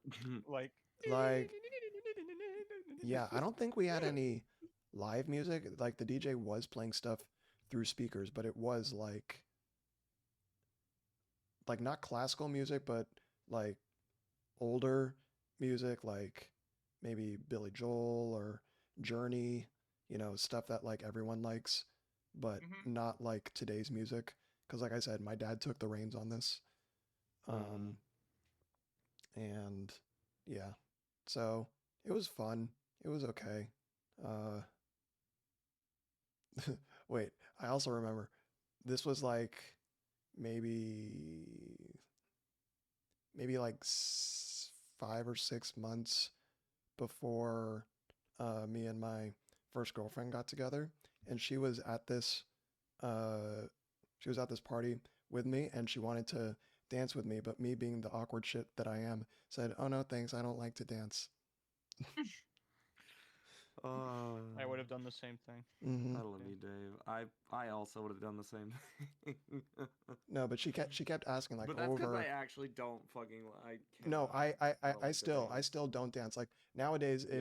if someone did, and I was in that position, I'd be like, yeah, of course, because like that's just the polite thing to do. But back then, I was like, no, I'm not good at it. Also, I'm nervous, so no, thank you.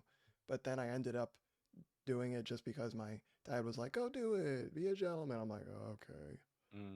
But like I said, my dad was running the night. Um, but Gotcha. Yeah, did it it was for fun. himself. I got a lot of money. I feel that. That was Arg, arg, arg, arg, arg, arg. Am I Good really night. gonna defile this poor kid's bar mitzvah for my own money? Of course I am. No. I will say What I about you, still Rob? haven't spent most of the money that I got from that. The largest purchase that I made with that money is all the parts for my computer. What about me? I said, what about you? What about me? Did you have one? No, I didn't. Oh, Because gotcha. I managed to convince my parents to take me out of the fucking Hebrew school.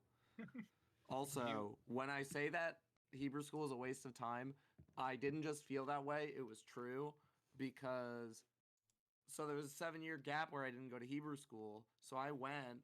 All these other 12-year-olds are like ready to like basically ready to be bar and bat mitzvahed. I come in. I don't know any fucking Hebrew. And so I'm like, hey, y'all need to teach me Hebrew. And they're like, okay.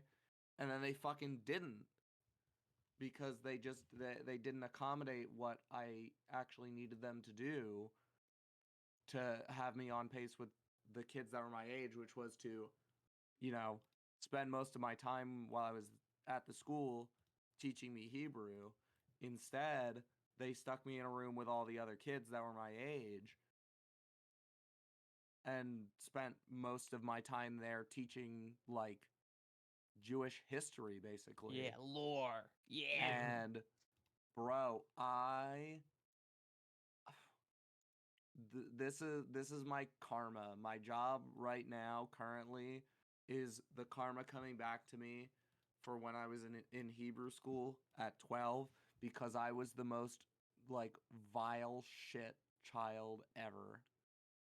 Like the teacher would be teaching, about whatever, and like we'd be talking about like how the Jews were enslaved in Egypt, and I'm just sitting there with like my head in my hands, and I'm just like, why are we still talking about this? We get it. Jewish history. We get enslaved somewhere. They kick us out. We go somewhere else. We get enslaved somewhere. They kick us out. We go somewhere else. Can we move on? That I would say that shit. Oh my god. Like clearly speaking, not like under my breath, not like saying it to somebody next to me. No, I would say it like to the teacher. Damn. So I'll just go out. My bar mitzvah was fucking lit. I loved Here we my bar go. mitzvah. Fucking lit. So mine and my sister's. My sister's bat mitzvah was so much fun. One Too. Piece bar Hers- mitzvah. So her bat mitzvah was at RDB, which is like a gym that's sort of near us, and we just had this whole gigantic basketball court to ourselves, and it's like huge. I'm talking huge, and Itch. we played dodgeball. We did all the lifting the chair up and all the crazy, like it was like a dance floor. It was dodgeball, and Oh, we were yeah. playing basketball. It was so much fun at my sister's bat mitzvah. That does sound kind of lit. My bar mitzvah was more fun. We went fucking paintballing. That Oh, shit that's was Oh, awesome. damn. Yeah, Shit that's was what's so up. much fun. Just literally getting to shoot all of my friends and family. No other experience like Yikes. Out that. of context. Yikes. Matt shoots his I friends. said that on purpose, Yeah. but it was actually so much fun. Like I remember Goldberg got his face. Like I always tell the story. Goldberg got his face stuck in like one of the holes that you like can peek through, and I just lit him up. I lit his whole mask up. That's It was toxic. so much fun. I don't want to get too off topic, but I remember one time going paintballing when I was younger, and I got pretty into it. And if y'all are unaware, there's generally two kinds of paintball fields. There's speedball, which is like gonna be mostly grass and a bunch of like artificial obstacles, or more like generic kind of mirrored field, and the obstacles would be like inflatable things, and then like barrels or little walls, and then you have I think it's called like wood ball, which woods ball, which is more like foresty terrain or just like less polished terrain. It doesn't necessarily have to be like trees and shit, but less polished. Like there might just be like big stretches of just straight up dirt. There could be tons of Like trees. it's not. They didn't go and mow the lawn. Yeah. Or a ton of rocks. And so I got so used to sliding on the ground in speedball. One time I went on a woods ball field we didn't normally play on, and I just without thinking slid. And I was wearing long pants, but I had like a fucking rock go into my knee, Mm, and that shit hurted. yummy. Like, I'm sure that hurt more than any paintball that you got hit by for sure. oh yeah. So I don't even think I got shot, but I just had to like be like put my arm like I'm hit and get off the field. You're Because even though I Peter was wearing Griffin long grabbing pants, his knee. that rock, Ah, that little rock fucked my shit. Have you guys ever gone airsofting? Yes. No. Yes, I have. I've I had hate it. airsoft guns. I did not You go. hate it? Mostly, What is it? mostly because people never listen to the fucking bang bang rule when you're like close to somebody, and they'll just light you up full auto, but from 3 meters away. No. Shit Yeah, fucking that's why you sucks. need to go to. Did you do it in outdoor or indoor? Indoor. That's why you do outdoor. Yeah, indoor don't have fucking that rule. sucked. But yeah, sorry to be off topic. The stupidest thing I've done, I guess, I did some vaping in middle school because Yeah, you my seem friends like were the doing type. it. I'm just kidding. I'm just kidding. That was, I mean, that was pretty stupid. I found my stupid thing. I don't know. And I got into some fights in middle school, which I guess is stupid. And over stupid shit as well.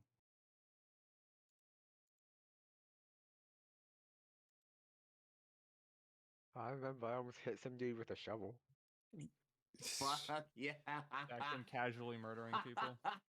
Are you sure you're not talking Why? about Lethal Company? No, no, this was like, I'd say high school sometime. Please explain. So like, I was, I don't really know. I'm not really friends with him anymore. But like this dude in my Because you hit neighborhood. him with a Why? shovel. Yeah, I wonder No, why. it wasn't even that guy. It was like, so I was friends with him, and then he had his own friends, like, was chilling over there too. And this is like when I'm what, like, high school? So what, that's like 17-ish? And then like all the other kids are like 1 year, the 1 grade below, whatever. So they're just annoying.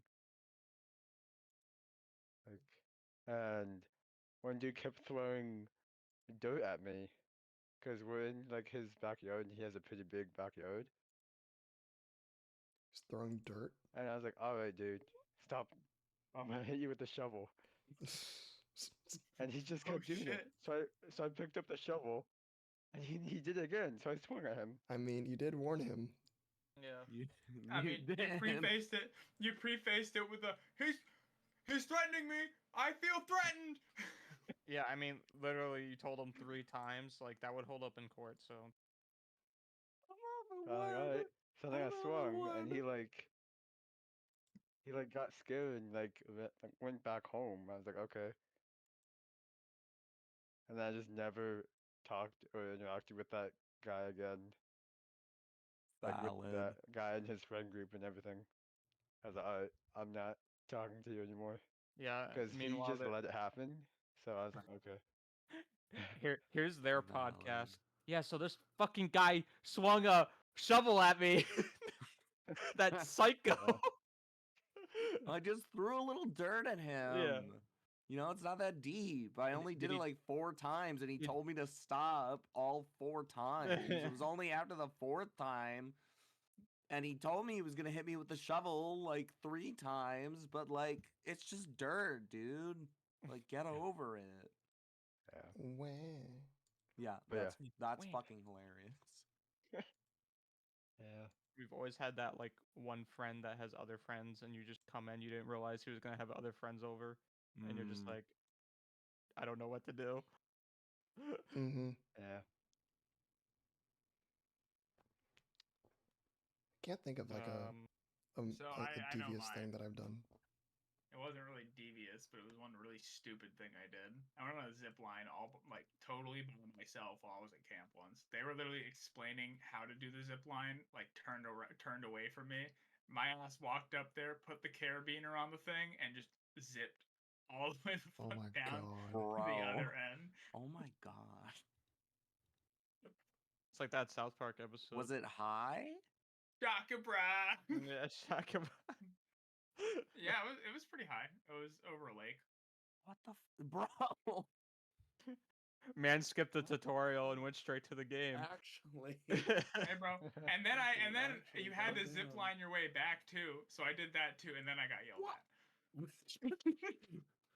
Nice. They were Oh, I like, thought it was they were like, optional, sorry, Matt, it wasn't what are you clear. doing? Get over here. You're like, okay. Wait, Sorry, no, I thought the stay tutorial there, was stay there. optional. Yeah. Sorry, I thought the tutorial was optional. Yeah. Sorry, I was just spamming skip.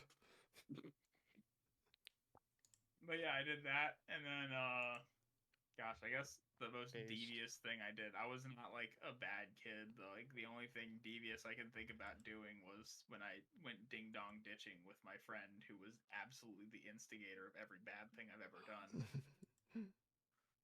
Nice. Oh yeah, that. David, you're gonna go. I have a No, story. no, go ahead. All right, so I had a. Okay, so I had a quote unquote friend I was kind of forced to be friend with because my parents were family friends with this guy, his parents. So like we would go over a lot. But basically, this guy, I'm not gonna name him, but um, he was a On pyromaniac. Fred. He was a pyromaniac. So he was really smart, but he was a pyromaniac. And so I remember I went over because my family went over and we would hang out in the backyard and I just hang with him. I was never like taking initiative. I just let him do everything that he wanted and I just watched from far away when he did it. But we he had this he was like sticking Coke cans into his fireplace outside because he had like a pizza oven outside or something.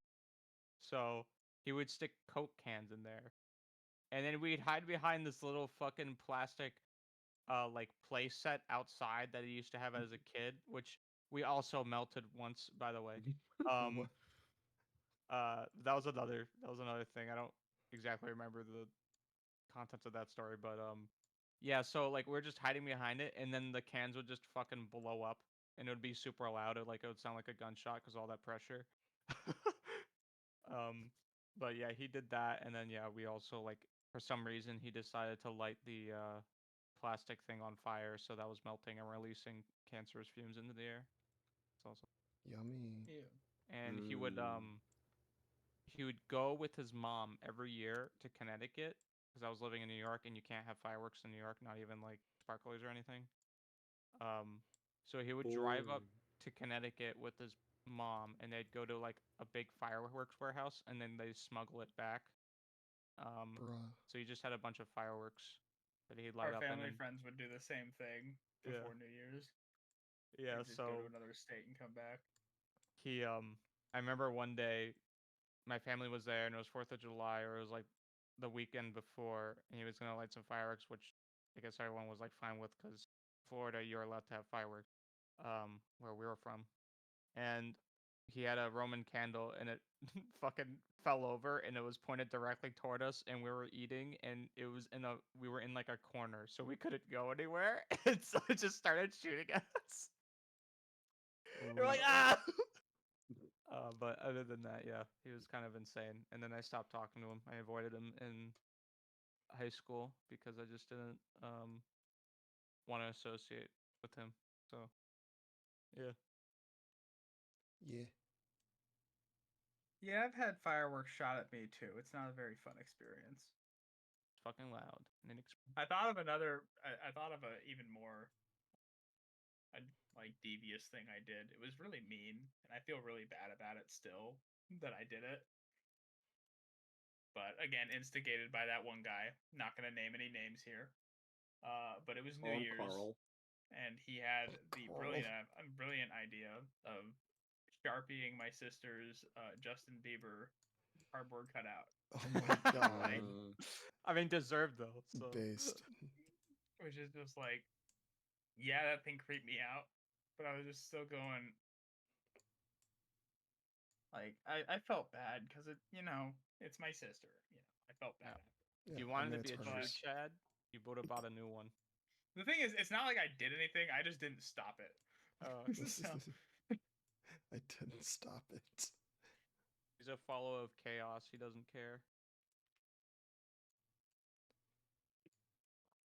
but with that, I am happy that they got rid of it afterwards, because goddamn, that was the creepiest thing ever. So if anybody knows where my sister's room is in my house, it's literally like my room is right past her room, right? So I have to walk right past her room to get to my room. Mm. And when her door was open at night, I would just walk past her room, freak out for a second that I saw something in my periphery, back the fuck up, look, I was like, oh fuck, it's the cutout again. I thought somebody was standing over my sister's bed, like constantly. It was the hardest thing to get used to. It was freaking weird. You walk by, you go, "Hey, Justin." "Hey, Beebs." But I would just like, Your it brother would from freak me another out. mother. But yeah, that's another thing. Also, breaking news, boys. Honkai Star Rail doubling up the rewards for winning best mobile game this year.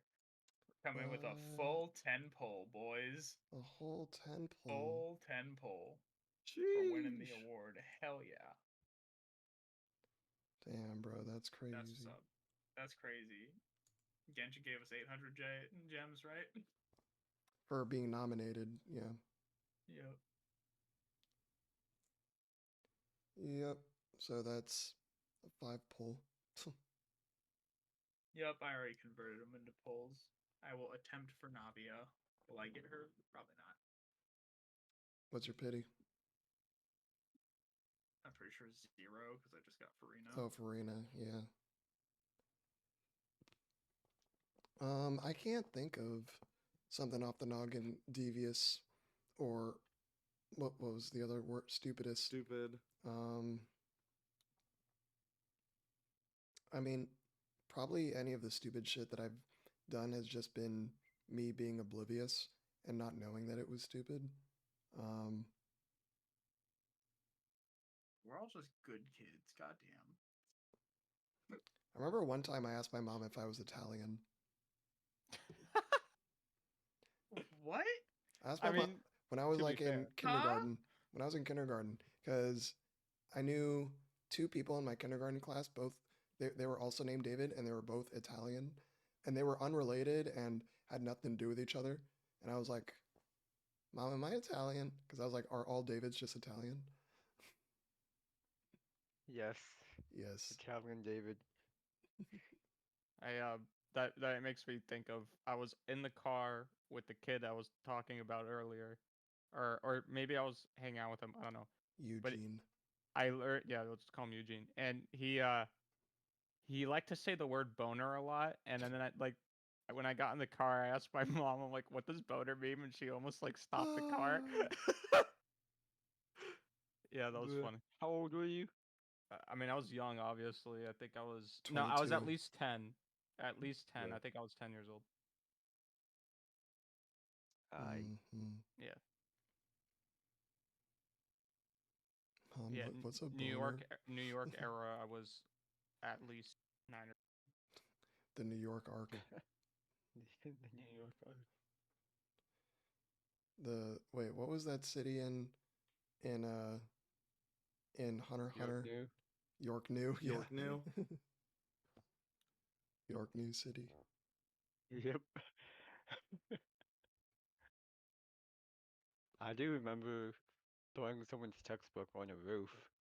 What? It's a Breaking Yeah. Bad reference. I mean, come Yeah. on. Why did you do that? I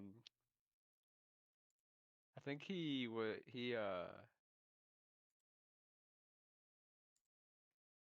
was in either middle school or early high school. I think it was middle school, cause let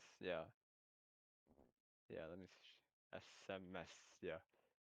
And like we ran SMS. into each other, and he's like, "Bro, why'd you run into me?" I was like, "Bro, I'm on the so we got the sidewalk and you got the grass." And I was like walking in the grass, and he's like, "Why'd you walk into me?" And I'm like, "There's no way I could have walked into you when I'm in the grass." So then he's like, "All right, buddy, square up." So I just Square. Oh my god. yeah. And like he apparently dropped his book or something, so I picked it up and threw it, and then walked away. And then he's like, "Bro, why would you do this? What?" Can't believe you done this. Squares And I up was with the like, guy, picks up his book, throws it, leaves. No. yeah. Bad. Do you know what subject the textbook was? I was like, I don't know, math, some type of math, either math or biology, because math and biology were like the rooms right next to each other. Mm. Yeah. You had to have done something. I mean, that was Think?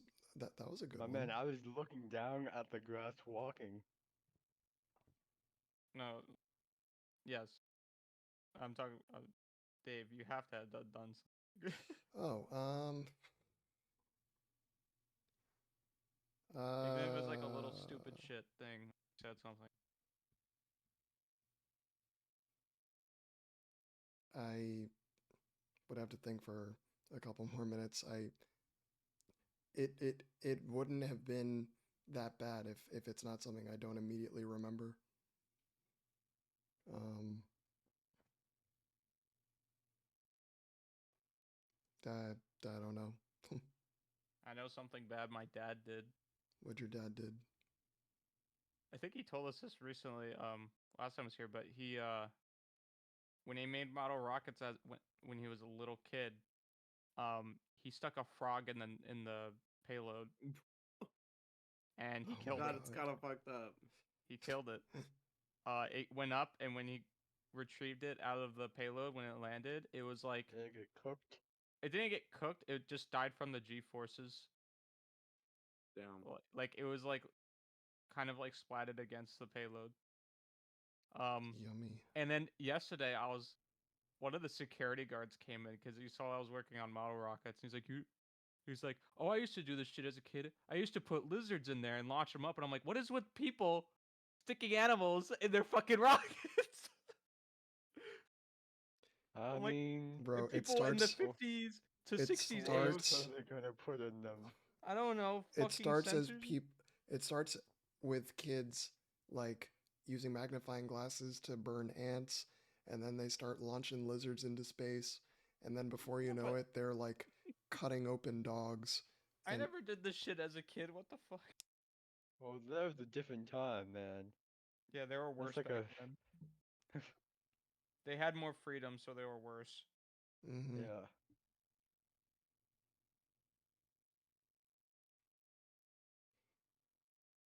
Cook the ants. Do they taste like popcorn? Do they taste like chicken? what? You ever seen the movie? Oh my! I mentioned this movie before. It was like how to cook the worms or how to fry worms or something. Put in How the to eat fryer. fried worms? Yeah, how to eat fried worms. Yeah, 2006. Shit.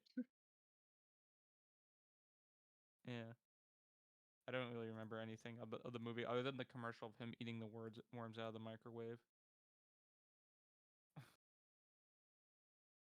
I don't know. The worst thing I've probably done is just, and it wasn't even my decision, really. Like, you guys know about like doing double features at movie theaters?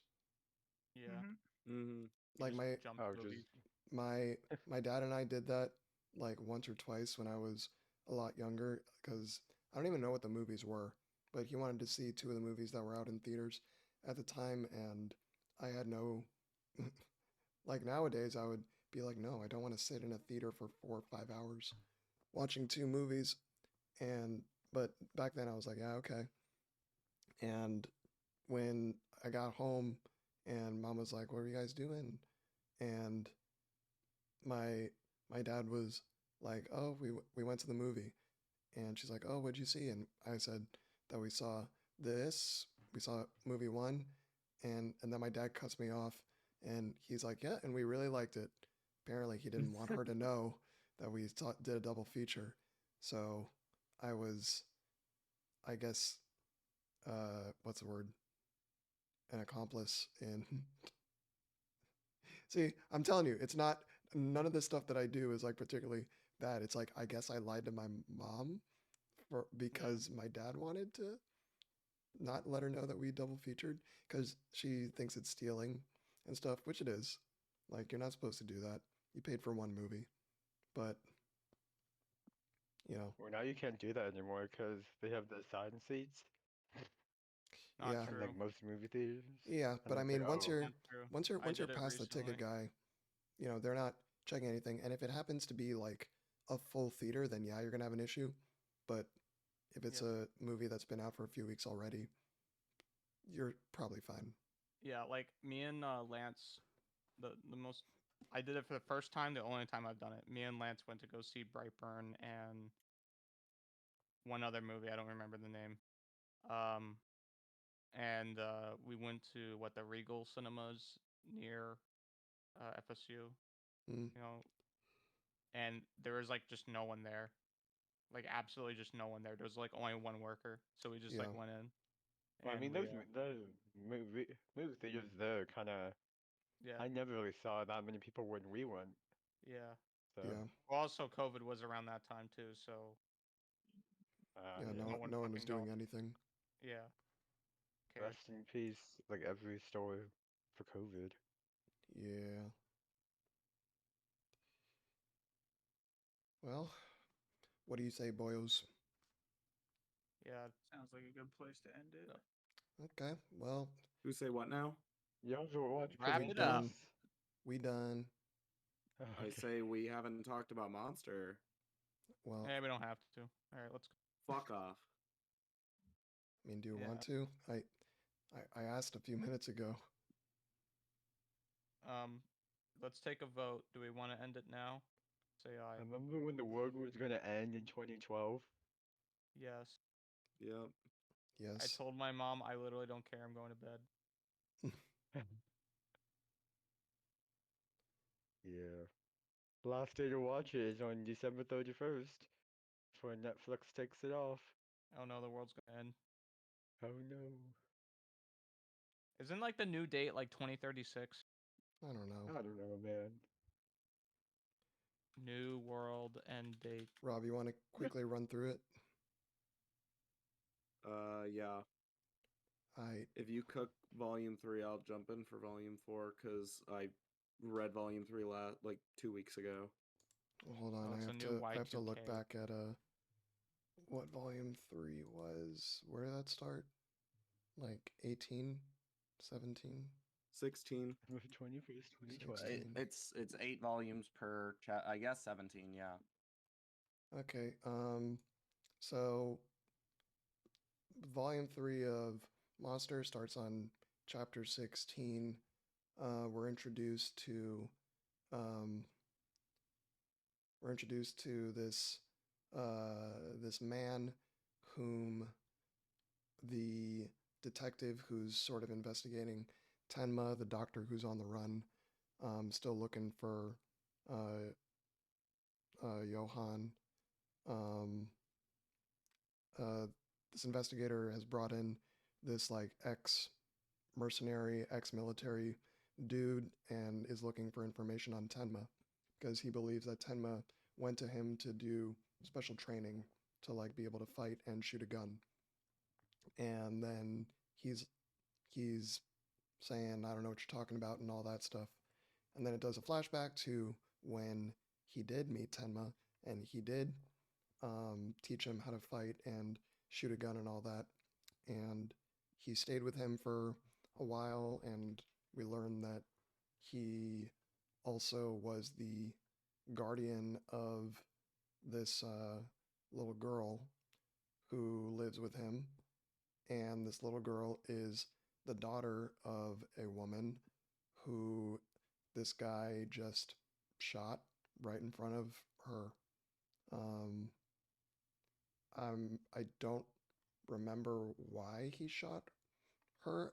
I know that she was trying to protect her daughter, um, and that Rob was she threatening him? Yeah, Mom had a gun. Mom had a gun, but she was also But I like mean, trying she to was a protect her daughter. mercenary in a war zone. Yeah, So it was yeah. So he took the girl from the dead mother and they live together.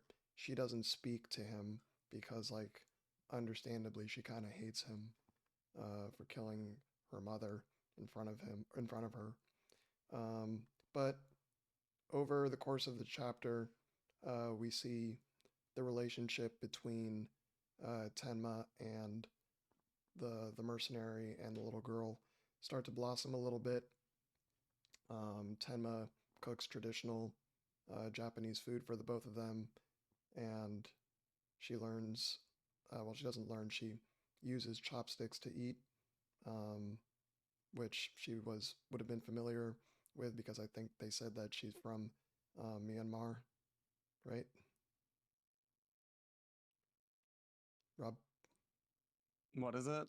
she's from Oh yeah. Myanmar. Yeah. She's from did you say Myanmar? I think that's right. Yeah.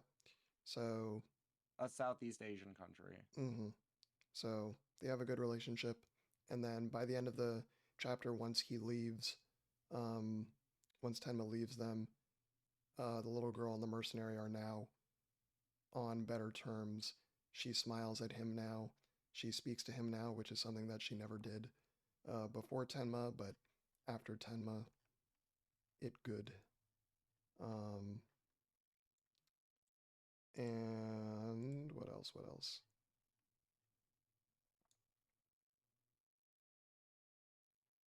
Oh yeah, we also have this new character. I don't even remember his name. This like sleazy. Oh, I don't remember his name either. He's like a thief of some kind. Otto Heckle. Yeah, that's right. His name is Yeah. literally Heckle, because he's a heckler. Um, he's like this like hair slicked back. He looks like he's like 5'4". He's got a big nose. True. He very much strikes me as someone that would speak like hey, I got an offer you can't refuse here. And then he like opens his trench coat and he's got like 30 watches that he stole and he's trying to sell them all. Like that kind of character.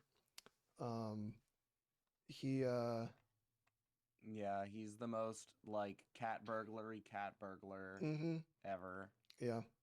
So he crosses paths with Tenma, and then after this, that, and the other, um, Heckle wants to use Tenma as a black market doctor, so that they could earn some money and they could treat people in the like underground, um, who've been shot by like gangsters or assassins or spies or whatever, just to treat people that couldn't go to a hospital because they would be arrested if they did. And Tenma's like, no. And Heckle's like, huh, yes, because I have a gun to your head, or I have this person that has a gun to your head. Um, and he forces him to go to this uh, building with um, someone who's been shot, Bank robber. bank robber, um, and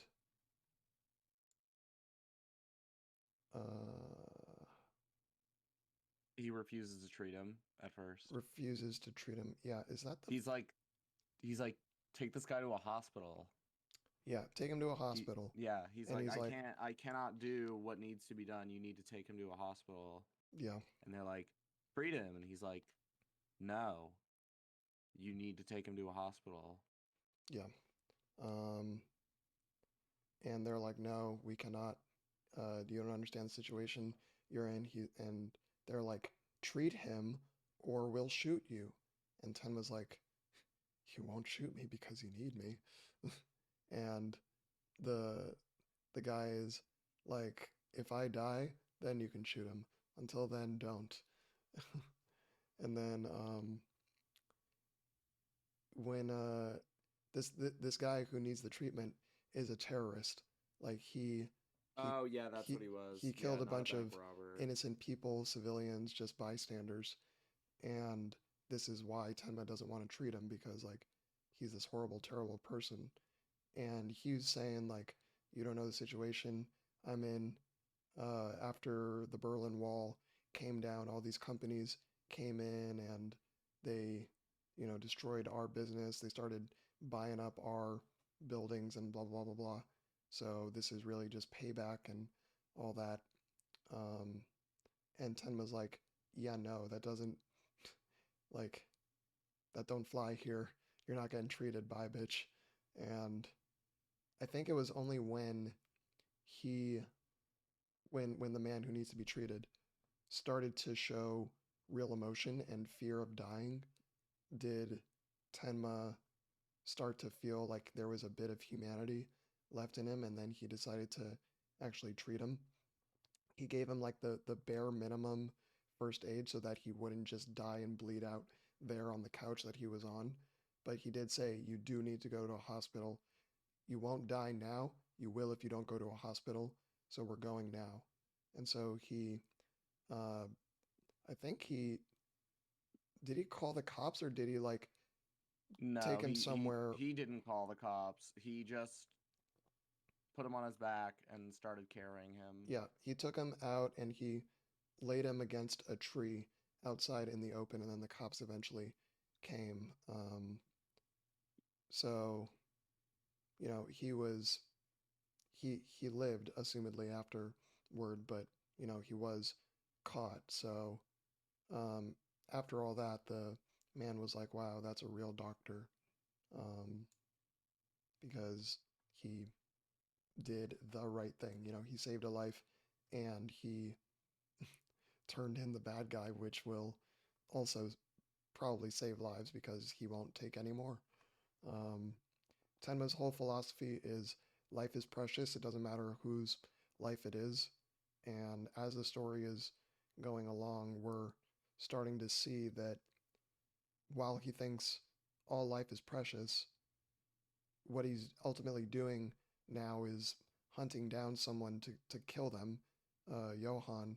So he is going against, you know, his philosophy of not of do no harm, but he is actively doing harm by letting Johann live because he is going around killing people. So I believe that's where he's at now and like where his mindset's at, which I'm kind of glad with because I was sort of worried that this was going to turn into a thing where he just kept letting Johann kill people because he couldn't come to terms with killing him because like I'm a doctor, I can't kill no matter what.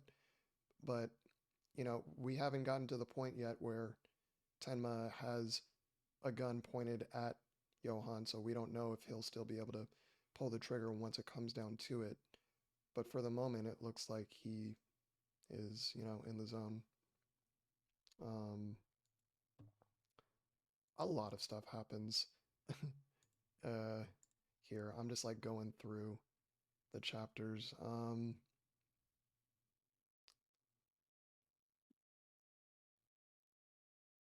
Uh, oh yeah, they also went to a man who was suicidal, right? Um, I forgore. yeah, Heckle takes him. Oh wait, no, the first person they go to is this suicidal guy. Um, Tenma is like, I'm looking for someone, and then this guy upstairs sitting in a chair with a Oh, gun. yeah. Um, because he had something to do with Johann, I think. Yes. Yeah, like he came to He him. knew shit about the orphanage The orphanage, yeah. that Johann and Nina were at. Yep, yep. So that happened, and then the thing with the lawyer who was wounded and all that. And then after that, we get some more information about this orphanage. We meet a little boy named Dieter, who Tenma treats in the street because he has like a scrape on his arm that's getting infected. And then he goes upstairs to this apartment building where he meets a man named Hartman. And Hartman is this sweet older guy who used to work for the Ministry of whatever. He would take kids in and, you know, give them love and affection and cook them meals and be nice and all that. Used to run the orphanage, blah, blah, blah, blah, blah.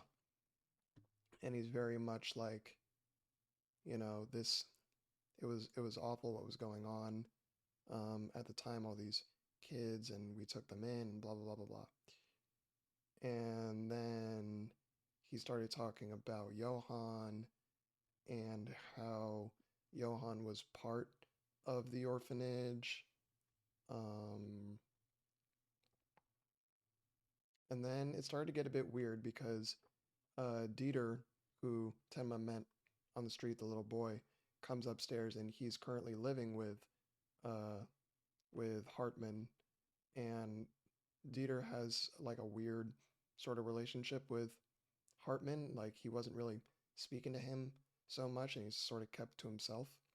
And after a little while, they had dinner together. They said that, oh, we'll talk more about Johann tomorrow. I'll give you a call tomorrow to arrange a time to meet. And he's like, cool, I'll see you tomorrow. And then the door closes, and Dieter is up against the wall behind Hartman, and Hartman just gives him like a stare. It's like a very ominous stare, which is very weird because we've only seen Hartman be sweet and kind and all that up until now. Meanwhile, Tenma leaves, sees a soccer ball in a window at like a toy store, and he remembers that something that Dieter always wanted was a soccer ball. So he grabs a soccer ball and he brings it back up to their apartment, and he knocks on the door of their apartment, and he hears a loud shriek come from there. And then he opens the door and he sees that Dieter is on the ground with Hartman over him, saying like, "Oh my God, he fell. Oh God, he's hurt." And then Tenma, being a doctor, inspects him, sees that he has like dislocated shoulders, some broken ribs, a bruised chest, and he's like, "This didn't come from a fall, dude. What the hell happened here?" And then we get some information that Hartman is actually not this sweet old guy that we were told, but he's actually um, the former director of the orphanage, which we did know, except that that orphanage was not just an orphanage. It was, well, actually, we don't learn this yet, but it turns out that he was the director of this, it sounds cliche, but this secret government laboratory where they were trying to, I never would have guessed. yeah. Secret government laboratory where they were trying to make super soldiers, super children's soldiers. And Johann was one of them that they had in there. And Hartman was saying, like, oh, we never wanted Johann to be one of the soldiers. He was going to be the leader. He's a natural born leader. He's amazing. He's so good, and blah, blah, blah, blah. And while this is going on, Tenma takes Dieter to a hospital and says, like, he's hurt, treat him, don't give him to anyone else besides me. Only let me take him when you're done with him. And then he goes to the orphanage, the current orphanage, that's currently being run by this lady who seems nice, and she's the one that sort of gives Tenma the lore dump on the whole laboratory thing, and realizes what an awful person Hartman really is. And then he goes back to the hospital because he's worried now that Hartman will go and try to pick him up, which he ends up doing. So he takes Dieter from the hospital after he's treated. Tenma's too late. He's gone. And then I think Tenma goes to The old orphanage. Yeah, he goes to the old orphanage. He finds Hartman's old office, and he has a bunch of pictures of him with a bunch of little boys in the desk, and these boys were, members of this like super soldier laboratory thing. And at the orphanage, he finds Hartman and Dieter together. Hartman has a gun to Dieter's head, and he's giving this whole epic monologue of Johann was the best. Johann was a leader. Blah blah blah blah blah. Why can't Dieter be a leader? Dieter leader.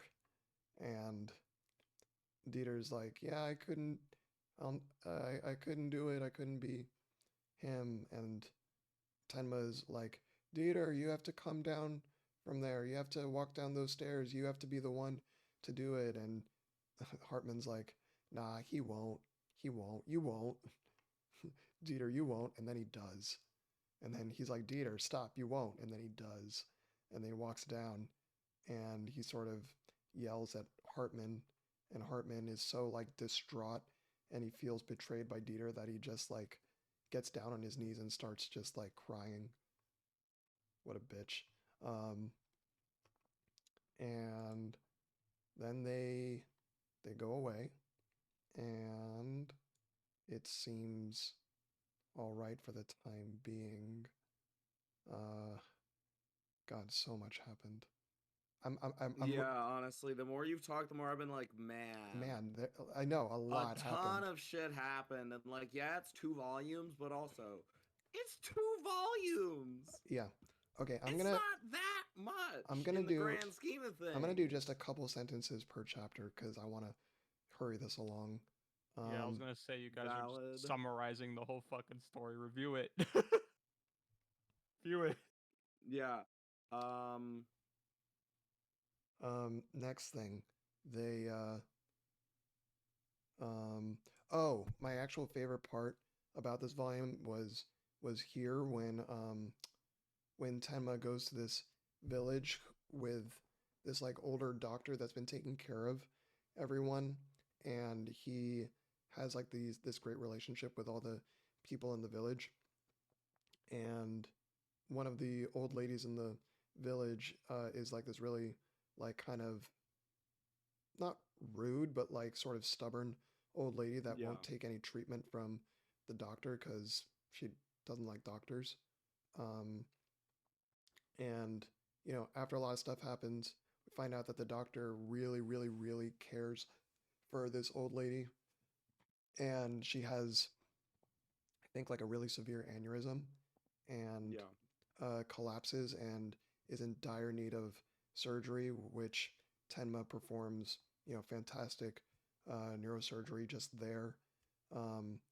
And the old lady is actually the mother of a police officer who has the scoop on Tenma being a doctor on the run who's been framed for murder.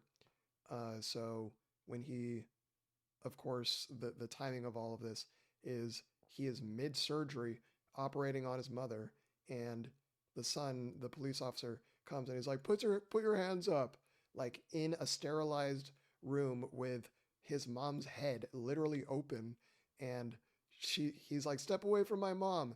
And we're like, dude, really? Step away from your mom? No. And then he's like, I'll shoot. And he's like, I swear to God, my guy. Like, and then the older doctor starts to talk to him about like, oh, your mother's like gonna die, like blah blah blah blah, like fucking get out of here. And he like literally, like, I think he kicks him or like shoves him out because like he can't shove him with his hands because he needs to be sterile. So he like kicks him out of the room even though he has a gun pointed at him because he's Chad. And they finish the operation, and the police officer ends up not reporting that Tenma was there because he saved his mother. He was like, damn, maybe he's not the murderer. Yeah. Seeing as he's saving my random bitch ass mother's life in the middle of this village. Who makes some S tier goulash. But then after those couple chapters, Tenma and Dieter go on their merry way. So yeah, Dieter's just like traveling with Tenma now, which I think is kind of cute. And then after this, we get some stuff on that investigator that is investigating Tenma. He's been doing some other stuff too, but I think his supervisors took him off of pretty much everything that he's been doing, and so now his focus is fully on Tenma's stuff, so he focuses back on that. Oh, and then we get this side story with Eva, who's Tenma's ex-wife, who I really just don't want to talk about. She's a bitch. Um, she slept with like her gardener for like just for shits and giggles. The whole reason she wanted to do it was just to show that she has power over him and is like, haha, you thought that you had something with me? Haha, get wrecked. I just used you for your dick. Haha. Like, Jesus Christ, dude. Get over yourself. Um,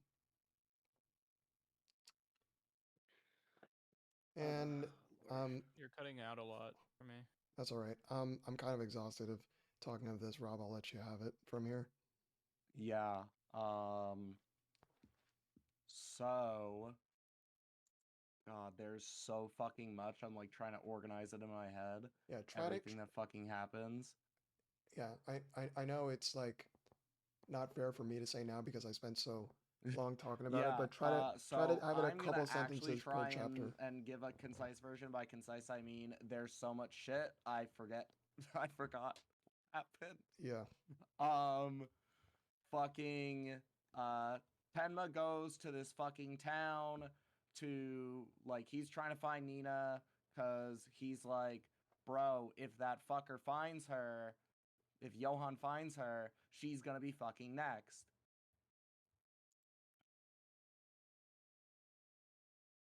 Yep. And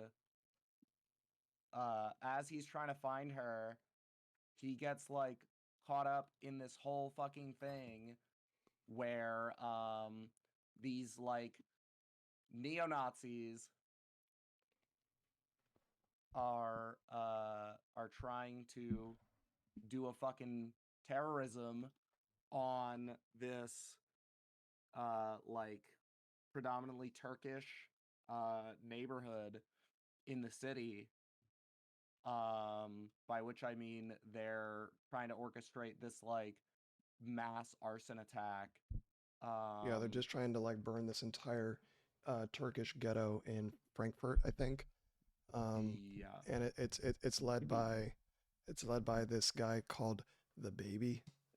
Because he's got like the most like severe case of baby face you'll ever see. Yeah, I kept sending Rob images. Every face he makes is the no bitches face. And it pissed me off every time I fucking saw it. Yeah, so they're all racist. And the big thing of it is that they have Nina. They sort of are keeping her hostage because they know about her relationship with her brother, and they're trying to bait her brother Johan to come retrieve her because they want to recruit him as their leader because they compare him to literal Hitler. They said that, wow, look what Hitler. They said, look what Hitler did in his time, and he wasn't even a charismatic leader until he was 30. Yeah. Johan was born with this charisma, so he'll be just a great leader for us neo-Nazis, dude. He'll be super Hitler. We'll be super Nazis. Yeah. Like, and Tenma's like, the fuck he will, bro. Johan's just a sick fuck. He's not racist. yeah, like Johan isn't racist. He doesn't hate other races. He hates humanity. That's what he said. He hates humanity. So, like, he'll take his sister. He'll take you all out because you kidnapped his sister. Like, understand that. Like, oh, these guys are so fucking stupid. But yeah, that's their whole thing. They think they're so big brain for like taking his sister and like being like, oh, Johan will come and then we'll recruit him and he'll definitely want to join us after we kidnapped his sister, who's like probably the only person in the entire world that might actually survive the Johan apocalypse, if he has his way. But you know, after all this, one of the things, I think it was the second to last chapter of the fourth volume, was when Nina says that there are two Johans. And by that, she, of course, means that he has a split personality, which is like, very interesting. Because Johann speaks to Tenma through messages that he writes on the walls of places that he knows Tenma has been following, like, to. And the last message that Johann left for Tenma to read was something like, help, the monster is coming out, or something like that. So it's like Johann himself is crying out for help, as if there's part of him, or like another literal person inside of him, that doesn't want this monster to come out. So maybe our neurosurgeon doctor dude can treat him in that respect. I don't know. All But- right. I love this shit. We've been talking about it for like half an hour. Mhm. Yeah.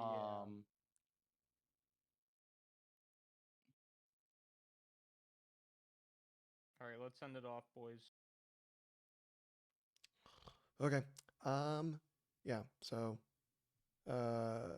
Monster's amazing. We'll talk about it another time. Probably not for a little bit, because that was a lot of stuff for just one time. And this is what happens when Dave skips a week and has to do 2 volumes worth of stuff in one episode. So my fault. But with that, we can call it there. That is 2 hours and 37 minutes. Thank you all for watching and listening. This has been the Gen Z Podcast episode 15. I am Dave. I'm Matt. Hang on, I'm just reading this chapter. I'm Rob. You're in a manga? No, I'm I said I was Dustin. reading this chapter of Monster. And I'm Jax. And thank you all for watching. We'll see you next week. Happy holidays if you celebrate Hanukkah. It's already started. So Merry Hanukkah, and whatever else you celebrate. Hope you're having a good time. Bye. Good Bye. night. Weekend. See you next week.